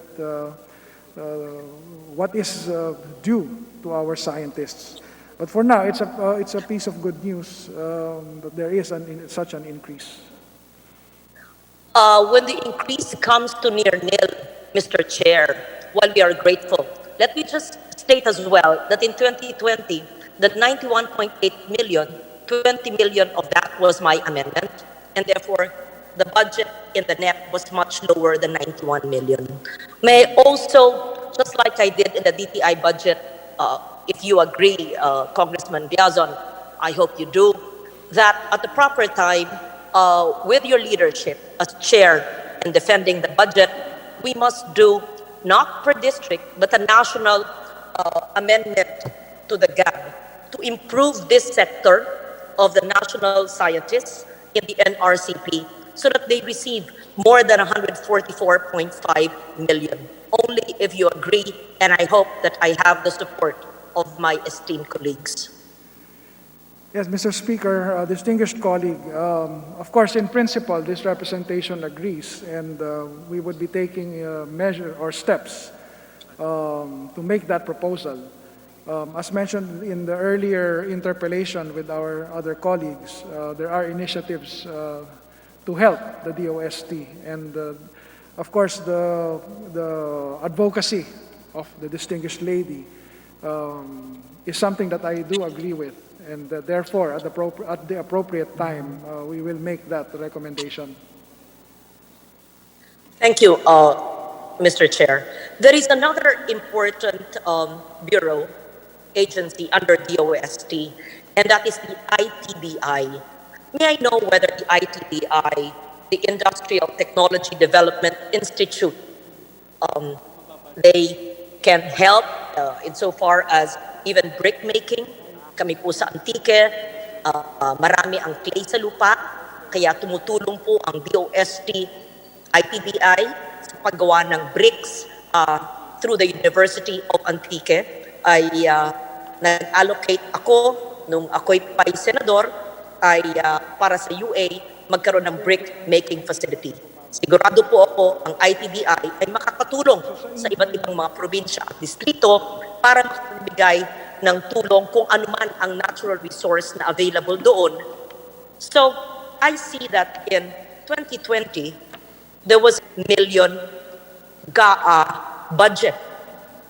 Instead of increasing it for the NEP of 2021, it is back to 420 million. More than 120 million was slashed. If we say support research and development, should we not increase the budget, since the whole budget in total has increased by almost 500 million? But something as important as this ITDI under DOST receives a slash in the NEP of 2021 for 421 million. May I know, Mr. Chair, what is the reason for the non-increase, in fact, for the decrease of the budget of an important an important agency under the DOST? Mr. Speaker, distinguished colleague, the reduction in the budget of ITDI as we compare 2020 to 21 is due to the completion of infrastructure projects that were carried out in 2020. And since there was no need for additional infra for 2021, there were no funds allocated for that. So the reduction is due to the fact that infra projects were implemented for the year 2020. Thank you for that, Mr. Chair. I would pursue the PTRI. I've worked very closely for the past decade while the agency that is mandated to implement this very important law that I authored in 1998 and passed almost the full term of 5 years. It's under the Department of Agriculture, under PhilPhida. But clearly the PTRI is one of the implementing agencies as well, along with PhilPhida. May I know, how has the PTRI been actively involved in the propagation of the production of Philippine textiles in the implementation of the Philippine Tropical Fabric Law, in innovating the use of natural resources like bamboo, abaca, even cotton, banana, even the barks of trees, both for textile and for natural dye. We have countries like Laos that have areas called Luang Prabang, where they have weavers and natural dye centers with the lowest kind of technology, slow fashion, but have really attracted tourists, not just from Asia, but from all over the world, having weaving centers by the Mekong River. May I know whether the PTRI has such a vision, has such a budget, so that it can work closely with the PhilFIDA in the implementation of the Tropical Fabric Law, which has been there for 17 years and should be implemented by now in every rural weaving community. Speaker, distinguished colleague, on the point of the reduction of the budget of the said institute, in this year, their capital outlay was 31 million. And for 2021, and that accounts for the reduction. But as to the vision of developing the textile industry of the country, the Institute, the DOST, fully agrees with the distinguished lady. And we would see them continue to do that mandate. Mr. Chairman, I'm grateful to you for your candor and transparency, saying that the budget has been cut, but we share your vision. That will not feed stomachs, that will not create jobs and spur economic productivity and rural livelihoods. Mr. Chair, with all due respect, and I'm grateful to you for your candor. I would like to see the blossoming of weaving centers all over the country. And we have to see cotton farms and ginning and spinning machines, backstrap looms and upright looms. We want to see where we can harvest, dry, and utilize for natural dye. We want to see abaca plantations and bamboo being utilized not just against soil erosion, but also for textile. So there's so much possibility. I do not see why the PTRI is not being given the kind of support that it deserves, when it can really be part of the post-COVID-19 pandemic recovery by providing livelihoods along with PhilFIDA of DA, along with the programs of DTI and SME Development Fund and the OTOP Fund and the SSF. I had a hearing before with all the MSME sector,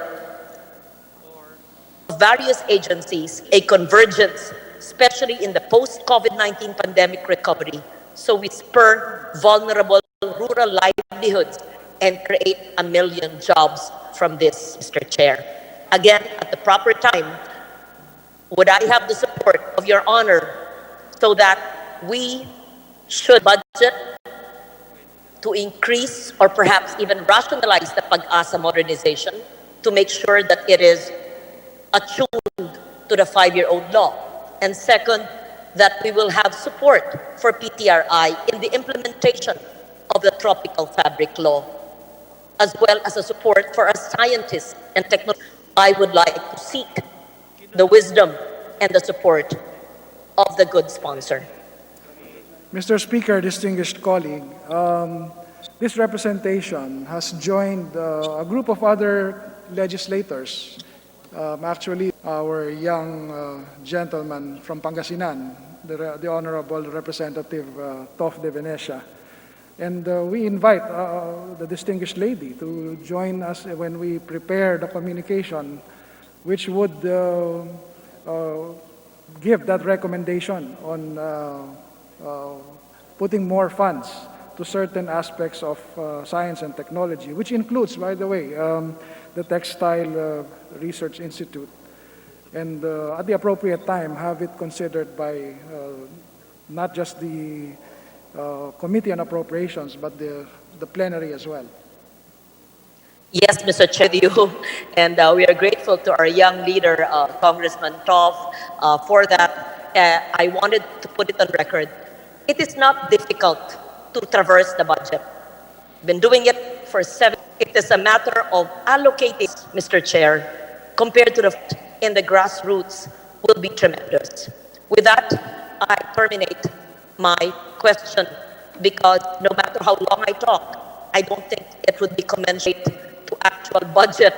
I thank you for your answers, and I welcome the DOST family and its attached agencies. I wish I still had the power to add to your budget, which I did before, but we are a big block now, and I hope that we have the support of our colleagues.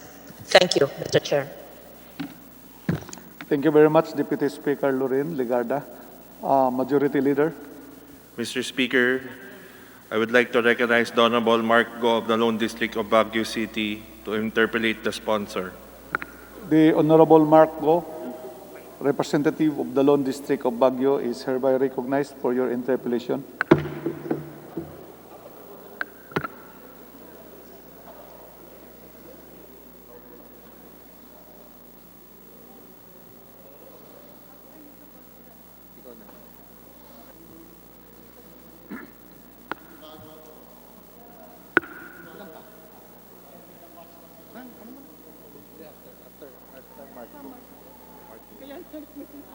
Honorable Marco, are you online?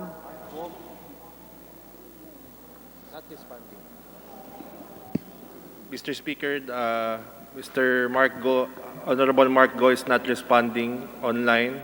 May we shift to, I move to recognize the Honorary Leader, Janet Garin of Iloilo, for her interpellation. Inasmuch that the Honorable Mark Go is not responding as he is not online, the Honorable Minority Leader. Mr. Chair, Okay. You're just on time before the Honorable Garin could take the floor. So the Chair reconsiders the recognition extended to the Honorable Minority Leader Janet Garin, and the Honorable Mark Go is recognized. Thank you, Mr. Speaker, Mr. Sponsor. Magandang gabi po sa ating lahat. Unang-una po, I would like to commend the performance of the Department of Science and Technology in terms of its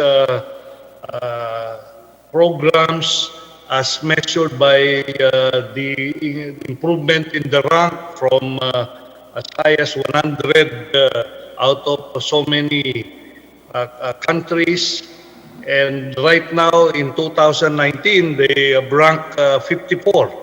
I think this is a major milestone as far as the DOST is concerned.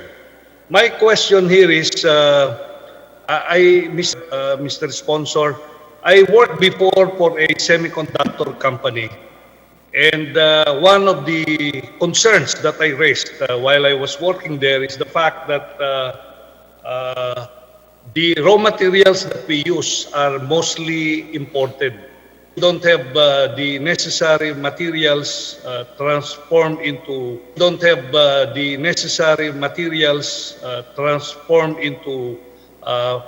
finished products to be used in this business.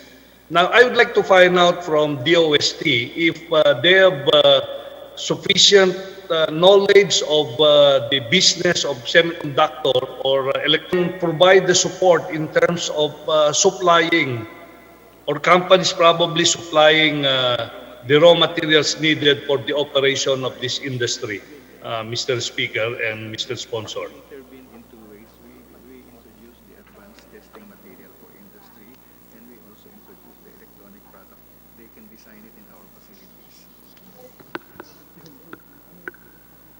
The distinguished sponsor will respond.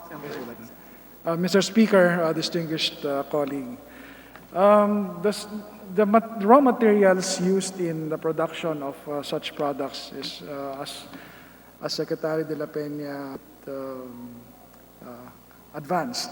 So but they have facilities where research and development could be done by companies who are interested in going into that venture. And an example of this would be the Electronic Products Development Center and the Advanced Materials Testing Lab.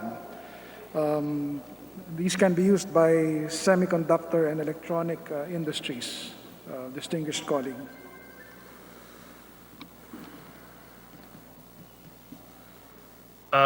Mr. Speaker, Mr. Sponsor, there are so many raw materials that are used by these electronics companies. If you make the chips, you need a lot of lead frame, gold wire, mold compound. These are the materials being used by these electronics companies. But we have the raw materials of this, like gold wire.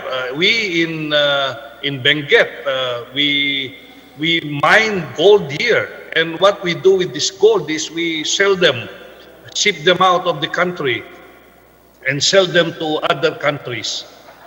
And after a while, these are back to us in terms of the so-called gold wire into finished product.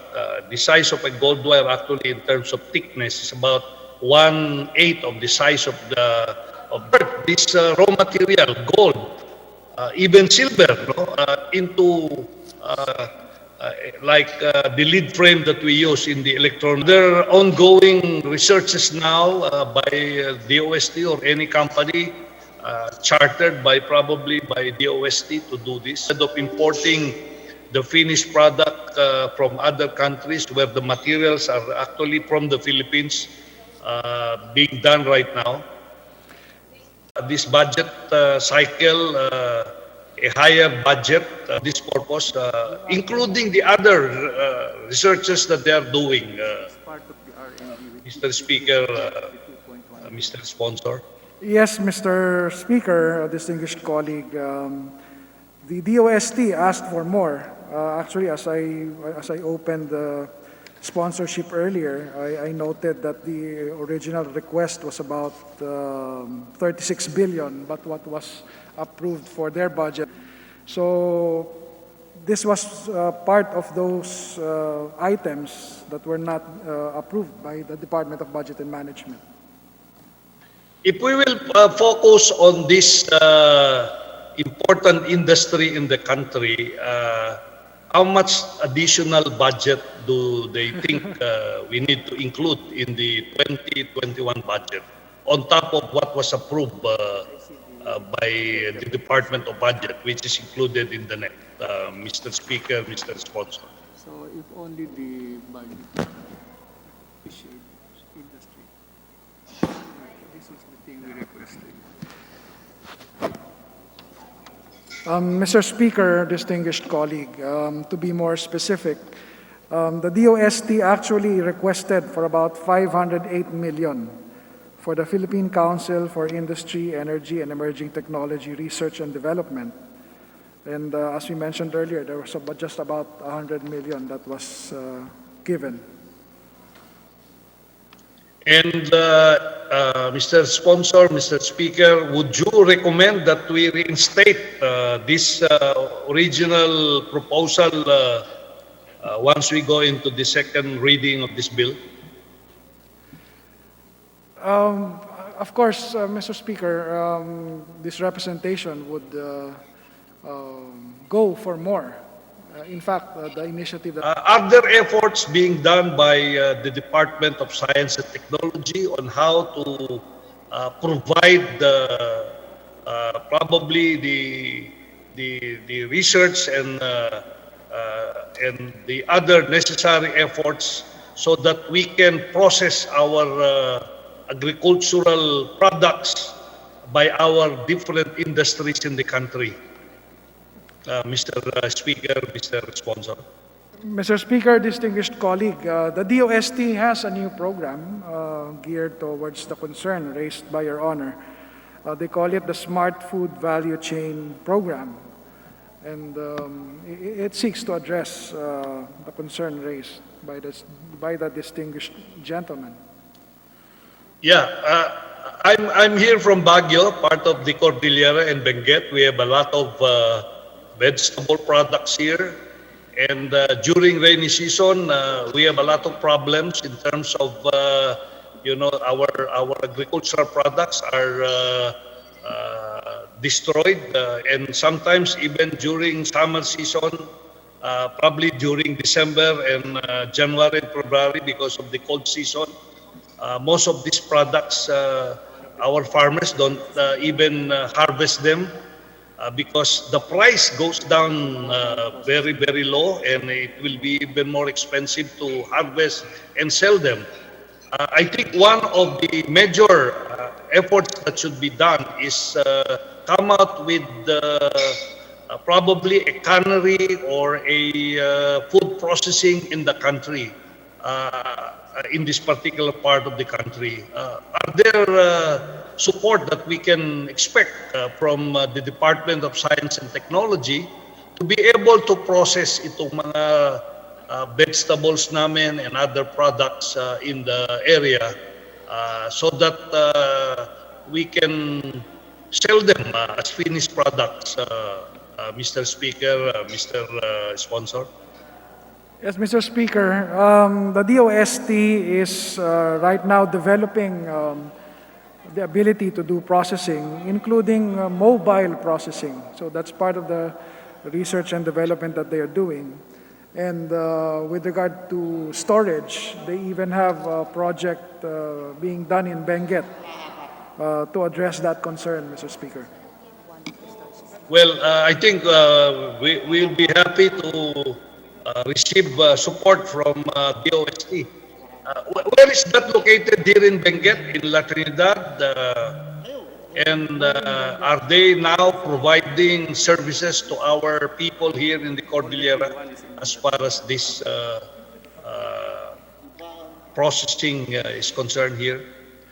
Yes, Mr. Speaker, the storage facility being developed is in La Trinidad, Benguet, and there are 3 others around the country.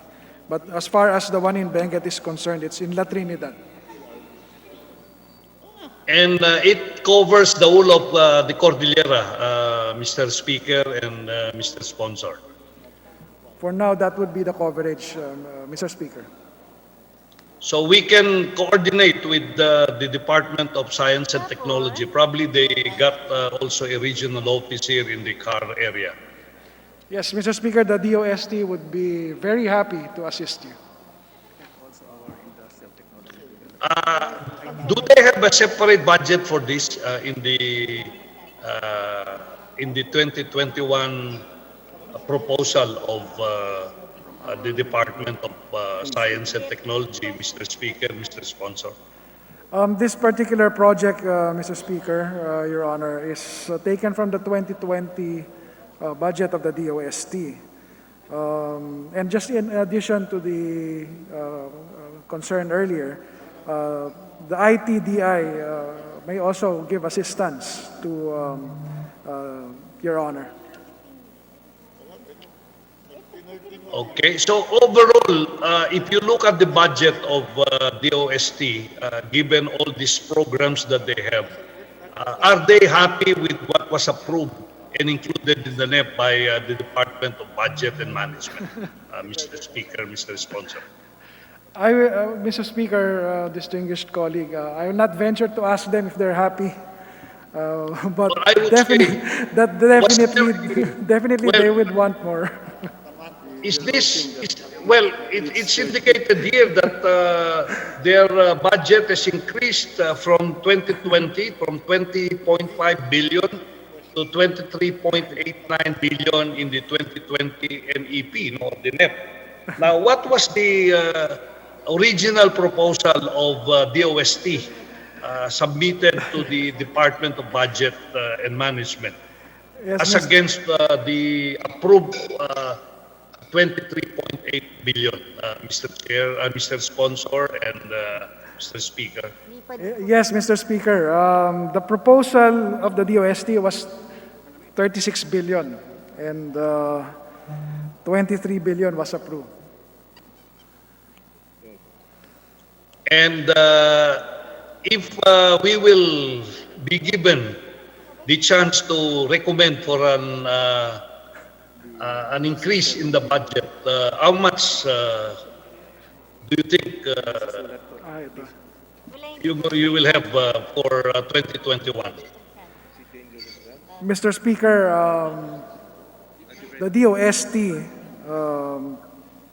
in a letter to legislators, is asking for a restoration of about 7.144 billion, if we can grant them that.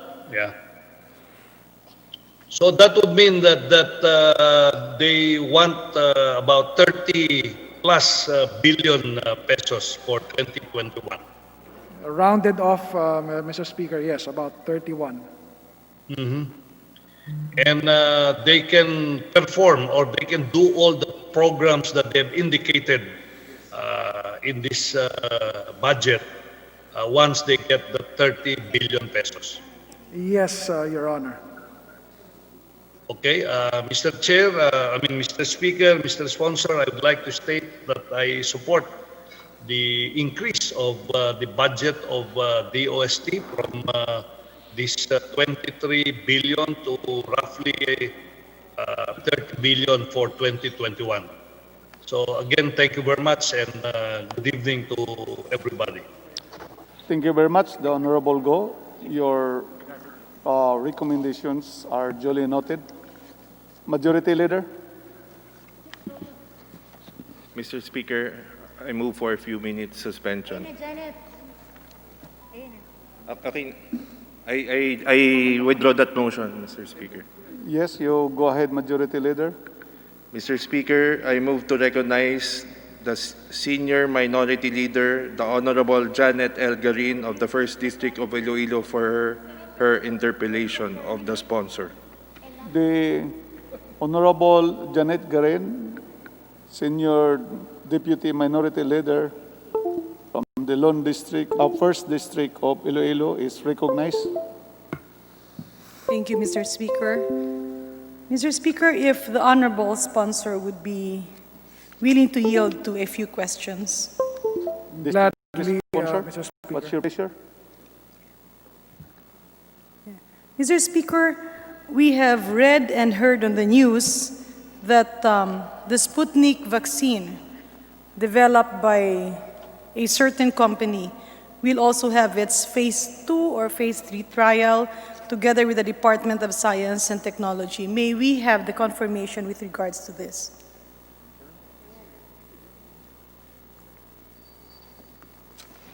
They have signed confidentiality disclosure agreement. They sent their data, and our vaccine expert panel has already reacted, awaiting for additional data.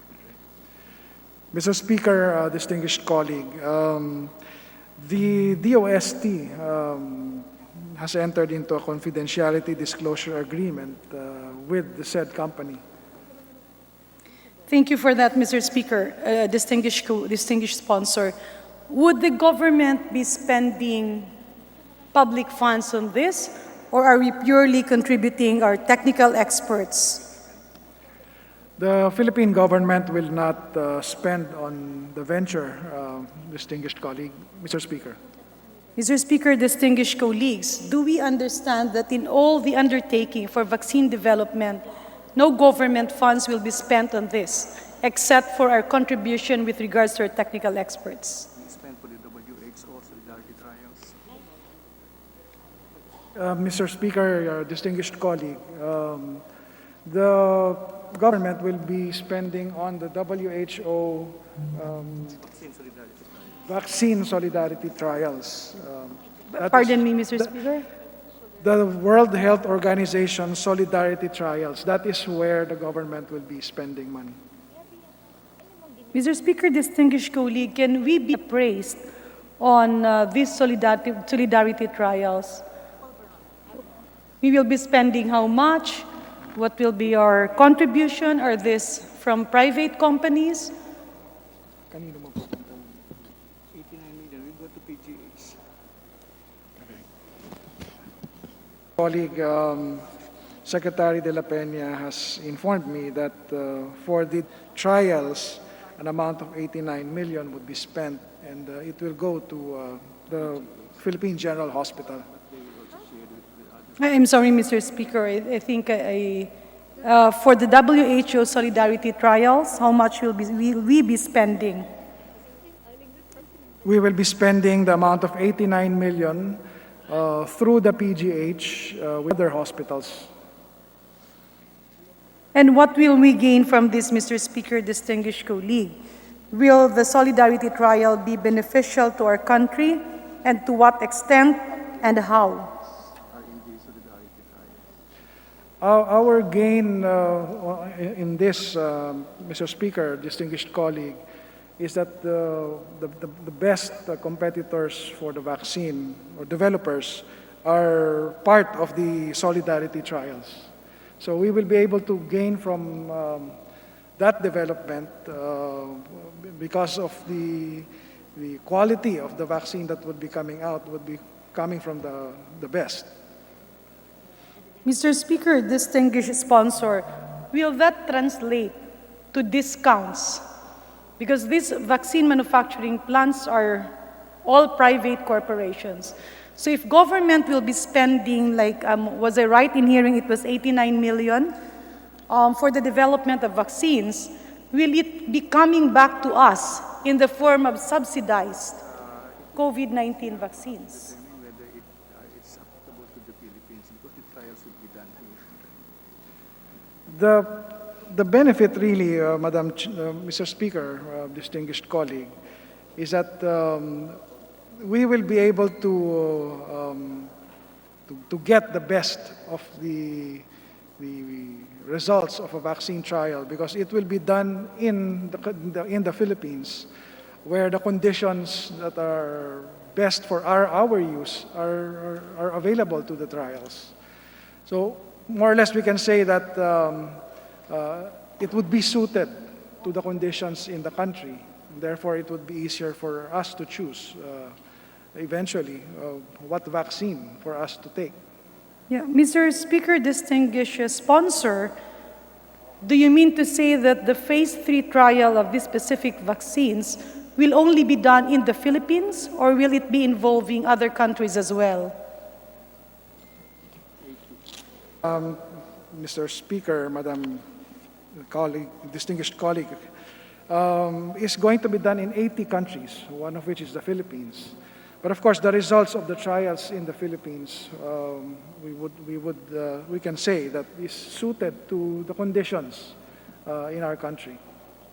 Because, Mr. Speaker, distinguished colleague, with due courtesy, my understanding when we talk about phase 3 clinical trials will be more on the efficacy of a vaccine. And by efficacy, that would depend on the response of the individuals, not the setting of a country. The trigger there is the number of people infected, so that you will have positive signs. Because I hope you won't mind, Mr. Speaker, distinguished sponsor, why I'm asking this question. Because I do know that our country is one of the countries with the best experts on vaccinology. We have a lot of good researchers. We have a lot of good scientists. And this is actually one of the resources of our country. So much so that many vaccines from private companies and even governments that would have their clinical trials in our country do not spend any centavo. In fact, it is our scientists, our experts, and our country that is being paid by pharmaceuticals endeavors. Ibig po natin una, kapag natatapos ang bakuna, yan po ibinibenta nila. And the price is actually dependent on the status of a country, whether you're a developed country, you're a developing country, or you are supposed to be a subsidized country. That's why the best that we can give is the service of our people. And for time immemorial, talking about polio vaccine, BCG vaccine for tuberculosis, even HEPA vaccine, even malaria vaccine, Japanese encephalitis vaccine, and even for dengue vaccine, the expense is being paid by the pharmaceutical company. So, the mere fact that our scientists and our experts are already contributing their efforts and their wisdom is already a big contribution of our country. I do know that 89 million is a very small fund. If we talk about vaccine development, that would tune into billions of pesos, or in fact, billions of dollars.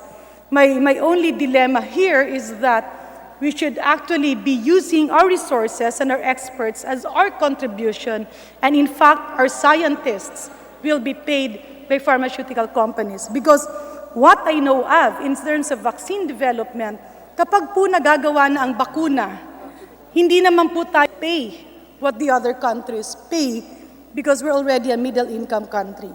That's just my thought on that, Mr. Speaker, distinguished sponsor, na baka naman mas spread dun sa mga iilang pangangailangan, and instead, these multinational companies should be paying our government, our experts, and our scientists, simply because that is what is being practiced previously and even with other countries. Well, Mr. Speaker, distinguished colleague, one of the things that kind of justifies this venture is that we also want to be assured of the availability of the vaccine that would be developed. The funds that are appropriated for this would be paid to those involved in the trials, not necessarily to buy the vaccines for trial. It would be paid to persons who are involved in the trials. I'm sorry, Mr. Speaker, distinguished sponsor. The budget would be used for? It will be paid to those persons who are involved in the trials. Not to buy the vaccines which are going to be used in the trials.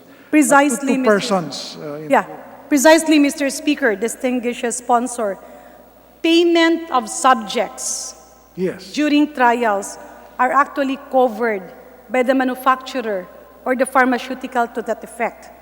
Or, in some cases, where a developed country like Japan, the US, or the European Union would put in some investment on that vaccine, then they pay for it.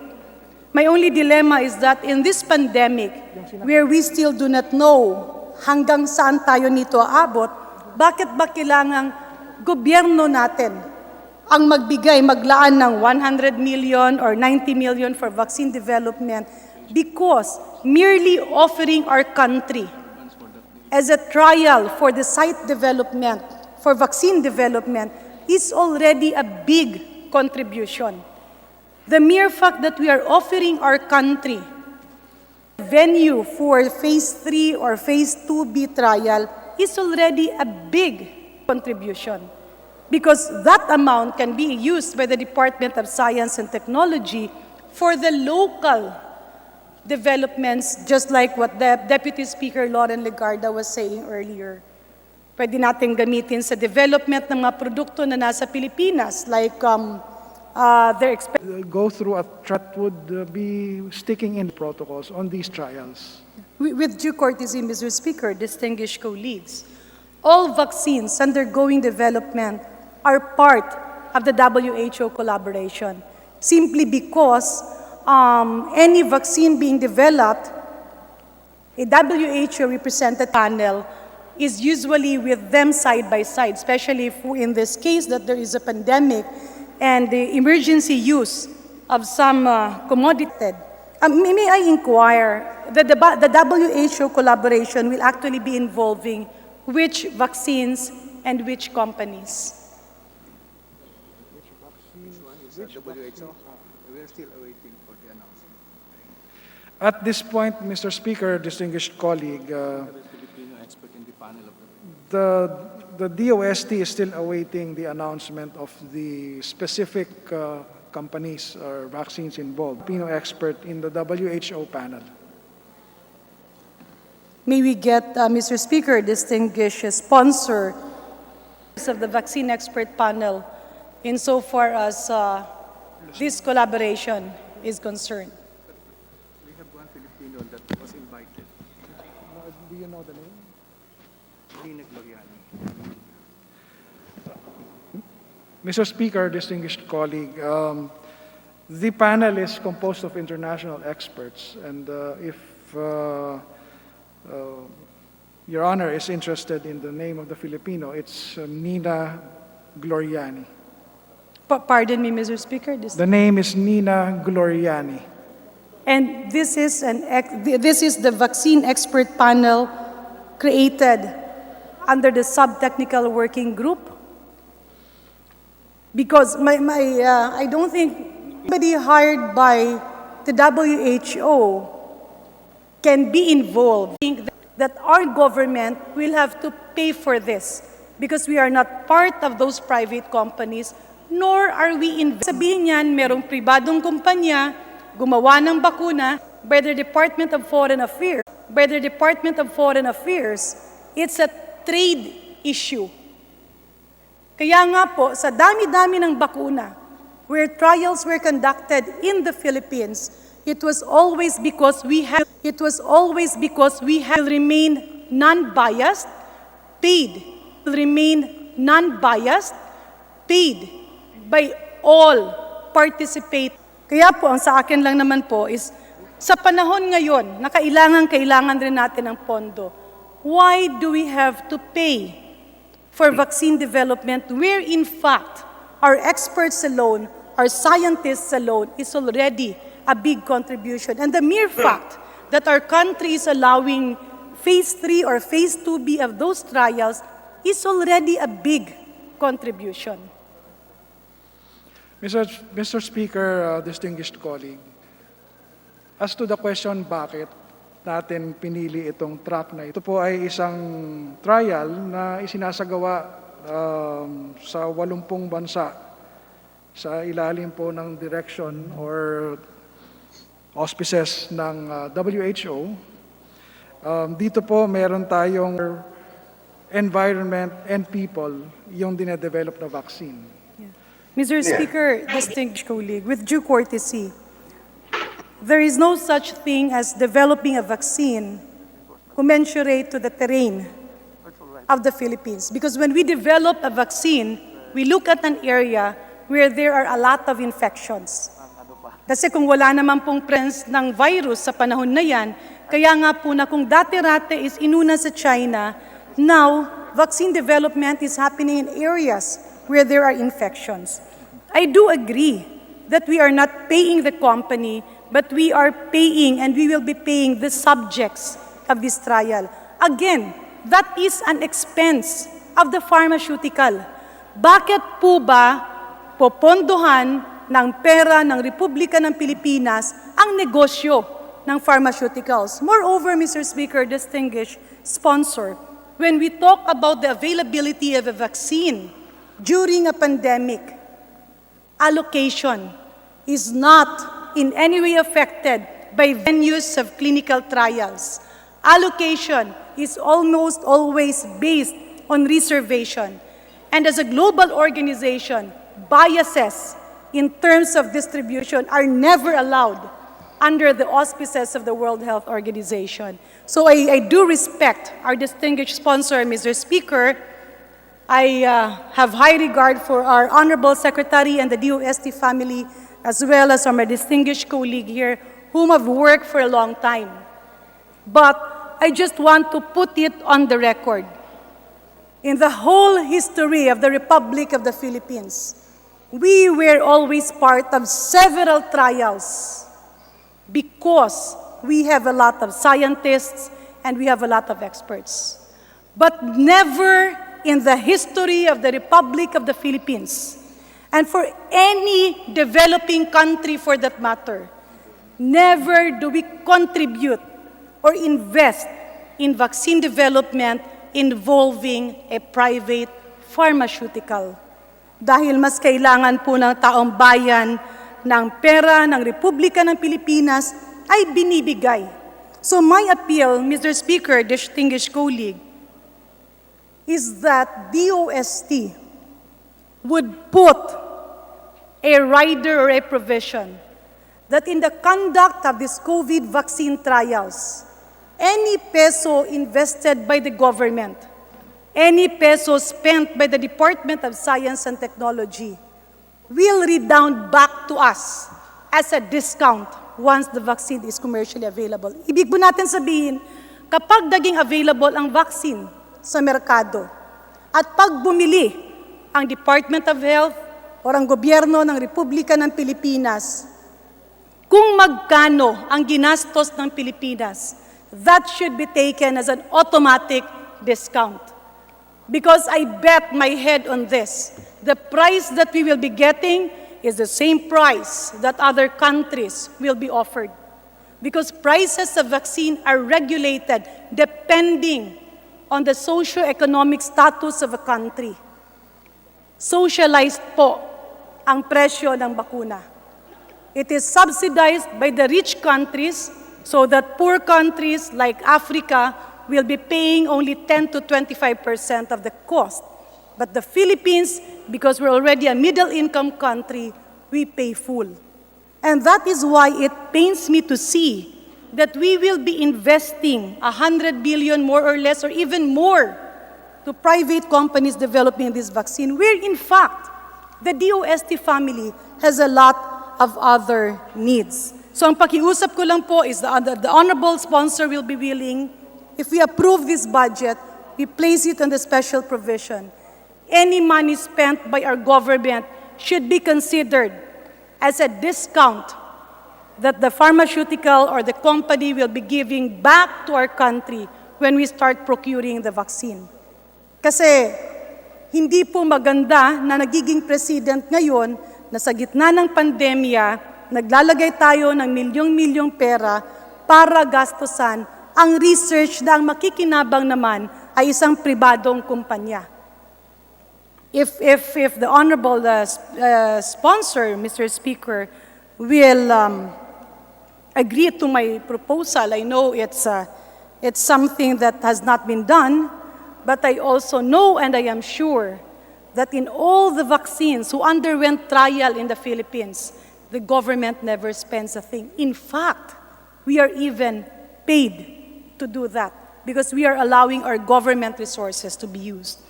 Moving forward, Mr. Speaker, distinguished colleagues, there is a very laudable project, the Philippine Virology Center. There is a very laudable project, the Philippine Virology Center. May we inquire as to the total budget required for this project? Virology Center. We were given something like 300 million for the insurance that it will be passed as a law. So yung 300, hindi pa appropriated. Kasama dito. Mr. Speaker, distinguished colleague, although an amount of 300 side for the Virology Center, of course, it would only come to fruition if the law is passed creating the center. So, Mr. Speaker, distinguished sponsor, wala pa po ang batas na ito or tapos na po ang batas na ito? Mr. Speaker, distinguished colleague, it has not yet been passed into law. Isa pa rin pa ho siyang proposal na pinag-uusapan dito mismo sa Kamara de Representante. And how much is the total budget in terms of infrastructure, manpower, initial maintenance and operating expenditure? Magkano po ang suma total na kakailanganin para So this one is magamit naman yung Philippine Virology Center? for operation. Mr. Speaker, distinguished colleague, a total amount of about 800 million is needed to start up the Virology Center. The 300 million is with the DOST, while the 500 million is part of the build portfolio under the DP. 100 million is infrastructure. What is the 300 million? The initial estimate, Mr. Speaker, Your Honor, is about 2 billion pesos. Pardon me, Mr. Speaker? It's about 2 billion pesos kung lahat-lahat na po. So we need 2 billion pesos for the establishment of a Philippine Virology Center. Currently, 500 million has been earmarked to build this structure, and 300 million with the maintenance. Will it be for human resource, MOE? Para saan po, Mr. Speaker, distinguished sponsor ang 300 million? Yes, initially, Mr. Speaker, distinguished colleague, those are the amounts na estimated.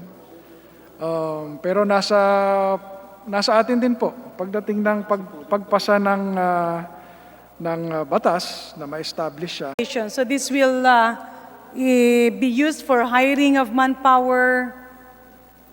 That would the soft component, yes, Mr. Speaker. My dilemma there is that, Mr. Speaker, distinguished colleague, kung meron na po tayong 300 million para mag-hire ng mga tao na magtatrabaho or a scientist for the Philippine Virology Center, pero wala pa po ang infrastruktura, wala pa ang kagamitan, baka po hindi ito magamit.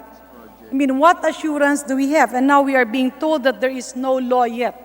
So what assurance do we have that the more or less 800 million allocated for the Philippine Virology Center will not become a white elephant? Kasi napakarami po ng pangangailangan ng Department of Science and Technology. Bakit naman hindi natin unay? I mean, I do agree that we are in a pandemic mode right now. And being in a pandemic mode, we have to sacrifice line. With that, why proceed with a new project that is still unfunded, not supported by a legislative, by a law, and moreover, you have 300 million out of the 2 billion that is needed. Ano po ang ating assurance, Mr. Speaker, distinguished colleague, that this 800 million will into a white elephant? Mr. Speaker, distinguished colleague, meron naman ho talagang specified purpose itong pondong ito. Magagamit din naman po kung hindi pa agad operational ang Virology Center, lalo-lalo na sa component ng pagkuha po ng mga researchers. They can proceed with researches. But we strongly urge Congress to immediately act on that bill that would create the Virology Center. Kasi ang pagkakaunawa natin sa lahat, priority talaga natin magkaroon ng ganitong klaseng establishment. And it was initiated here in the House as well. And kaya naman nag-anticipate din ang appropriation ng pondo para kung ma-fast track natin, meron agad itong panimula na panggastos. Titiyakin po ng Department of Science and Technology na hindi siya magiging white elephant. At dahil din naman sa matinding pangangailangan, we doubt that it will become a white elephant. Mr. Speaker, distinguished colleague, naiintindihan po natin, 2 bilyon ang kailangan para sa isang Philippine Virology Center. Wala pa po itong building, wala pang mga gamit, wala pa rin plantilla positions. We do not want to waste government resources because while we do believe in research, we also believe in prioritization. And now that we have a lot of disasters on the way, we have a lot of volcanoes that are being watched, we have a lot of equipments that are needed for further upgrading of existing programs. Ang pakiusap ko lang po, baka pwedeng tingnan muna natin ang mga existing projects rather than putting 800 million that is not yet supported by a law, that does not have any plantilla position, and does not have any building for that matter. Baka naman po pwede munang magpagawa ng building, pagkatapos yun, habang ginagawa ng DBM ang plantilla position, doon po tayo magkaroon ng mga tao na i-hire. My point here, Mr. Speaker, distinguished colleagues, sa panahon ng pandemya, bawat piso importante, bawat milyon napakahalaga. Almost 1 billion will be spent on a new project. But I was hearing from our distinguished colleagues earlier, napakarami ng pangangailangan ng Department of Science and Technology. Again, I leave it to the executive and reconsider that every money spent on a new project will actually mean pausing existing projects. Mr. Speaker, distinguished colleagues, alam ko po na tapos na po yung aking oras. Allow me to just appeal to the Department of Science and Technology that while we do believe in the wisdom of research and innovations, there are always wants, but we should focus on the needs. So at the proper time, Mr. Speaker, distinguished colleagues, if I may be allowed to put forward proposals for special provisions or possibly amendments so that we focus on the needs rather than our wants, so that every taxpayer's money being put in the coffers of our government will redound to the benefit of the Filipino people. Again, 2 points. Una, bakit po tayo gagastos ng milyon-milyon para sa mga kumpanya na pribadong sektor naman ang magbebenta? Kung gagawin natin yan, there should be an immediate current discount equivalent to government expenditure. Pangalawa, we will be spending almost 1 billion for a Philippine Virology Center. Drawing pa lang po ito, pero maraming nandiyan na kailangang tapusin. We can always fund the Philippine Virology Center at the appropriate time that we have already answered this pandemic. Dahil sa ngayon po, marami pa ang mga mawawalan ng trabaho, aming pangangailangan ang magsusulputan at mas kakailanganin ng Pilipinas na magtipid at gastusin ng pera sa nararapat. With that, Mr. Speaker, distinguished colleagues, with the intention to propose amendments, Department of Science and Technology at the appropriate time, and there being no other member from the minority who would wish to interpolate further, I move that we terminate the period of debate and interpellation insofar as the proposed budget of the Department of Science and Technology, as well as its attached agencies, are concerned. So move, Mr. Speaker. There's a motion from the minority. What's the pleasure from the majority? Majority Leader? Mr. Speaker, on behalf of the majority, I join the minority in moving to terminate the period of sponsorship and debate on the budget of the Department of Science and Technology, including attached agencies. I so move, Mr. Speaker. There's a joint motion from the majority and the minority to terminate the budget deliberation of the Department of Science and Technology, including its attached agencies. Are there any objection? There being none, the motion is approved. Congratulations, the distinguished sponsor and the official family of the Department of Science.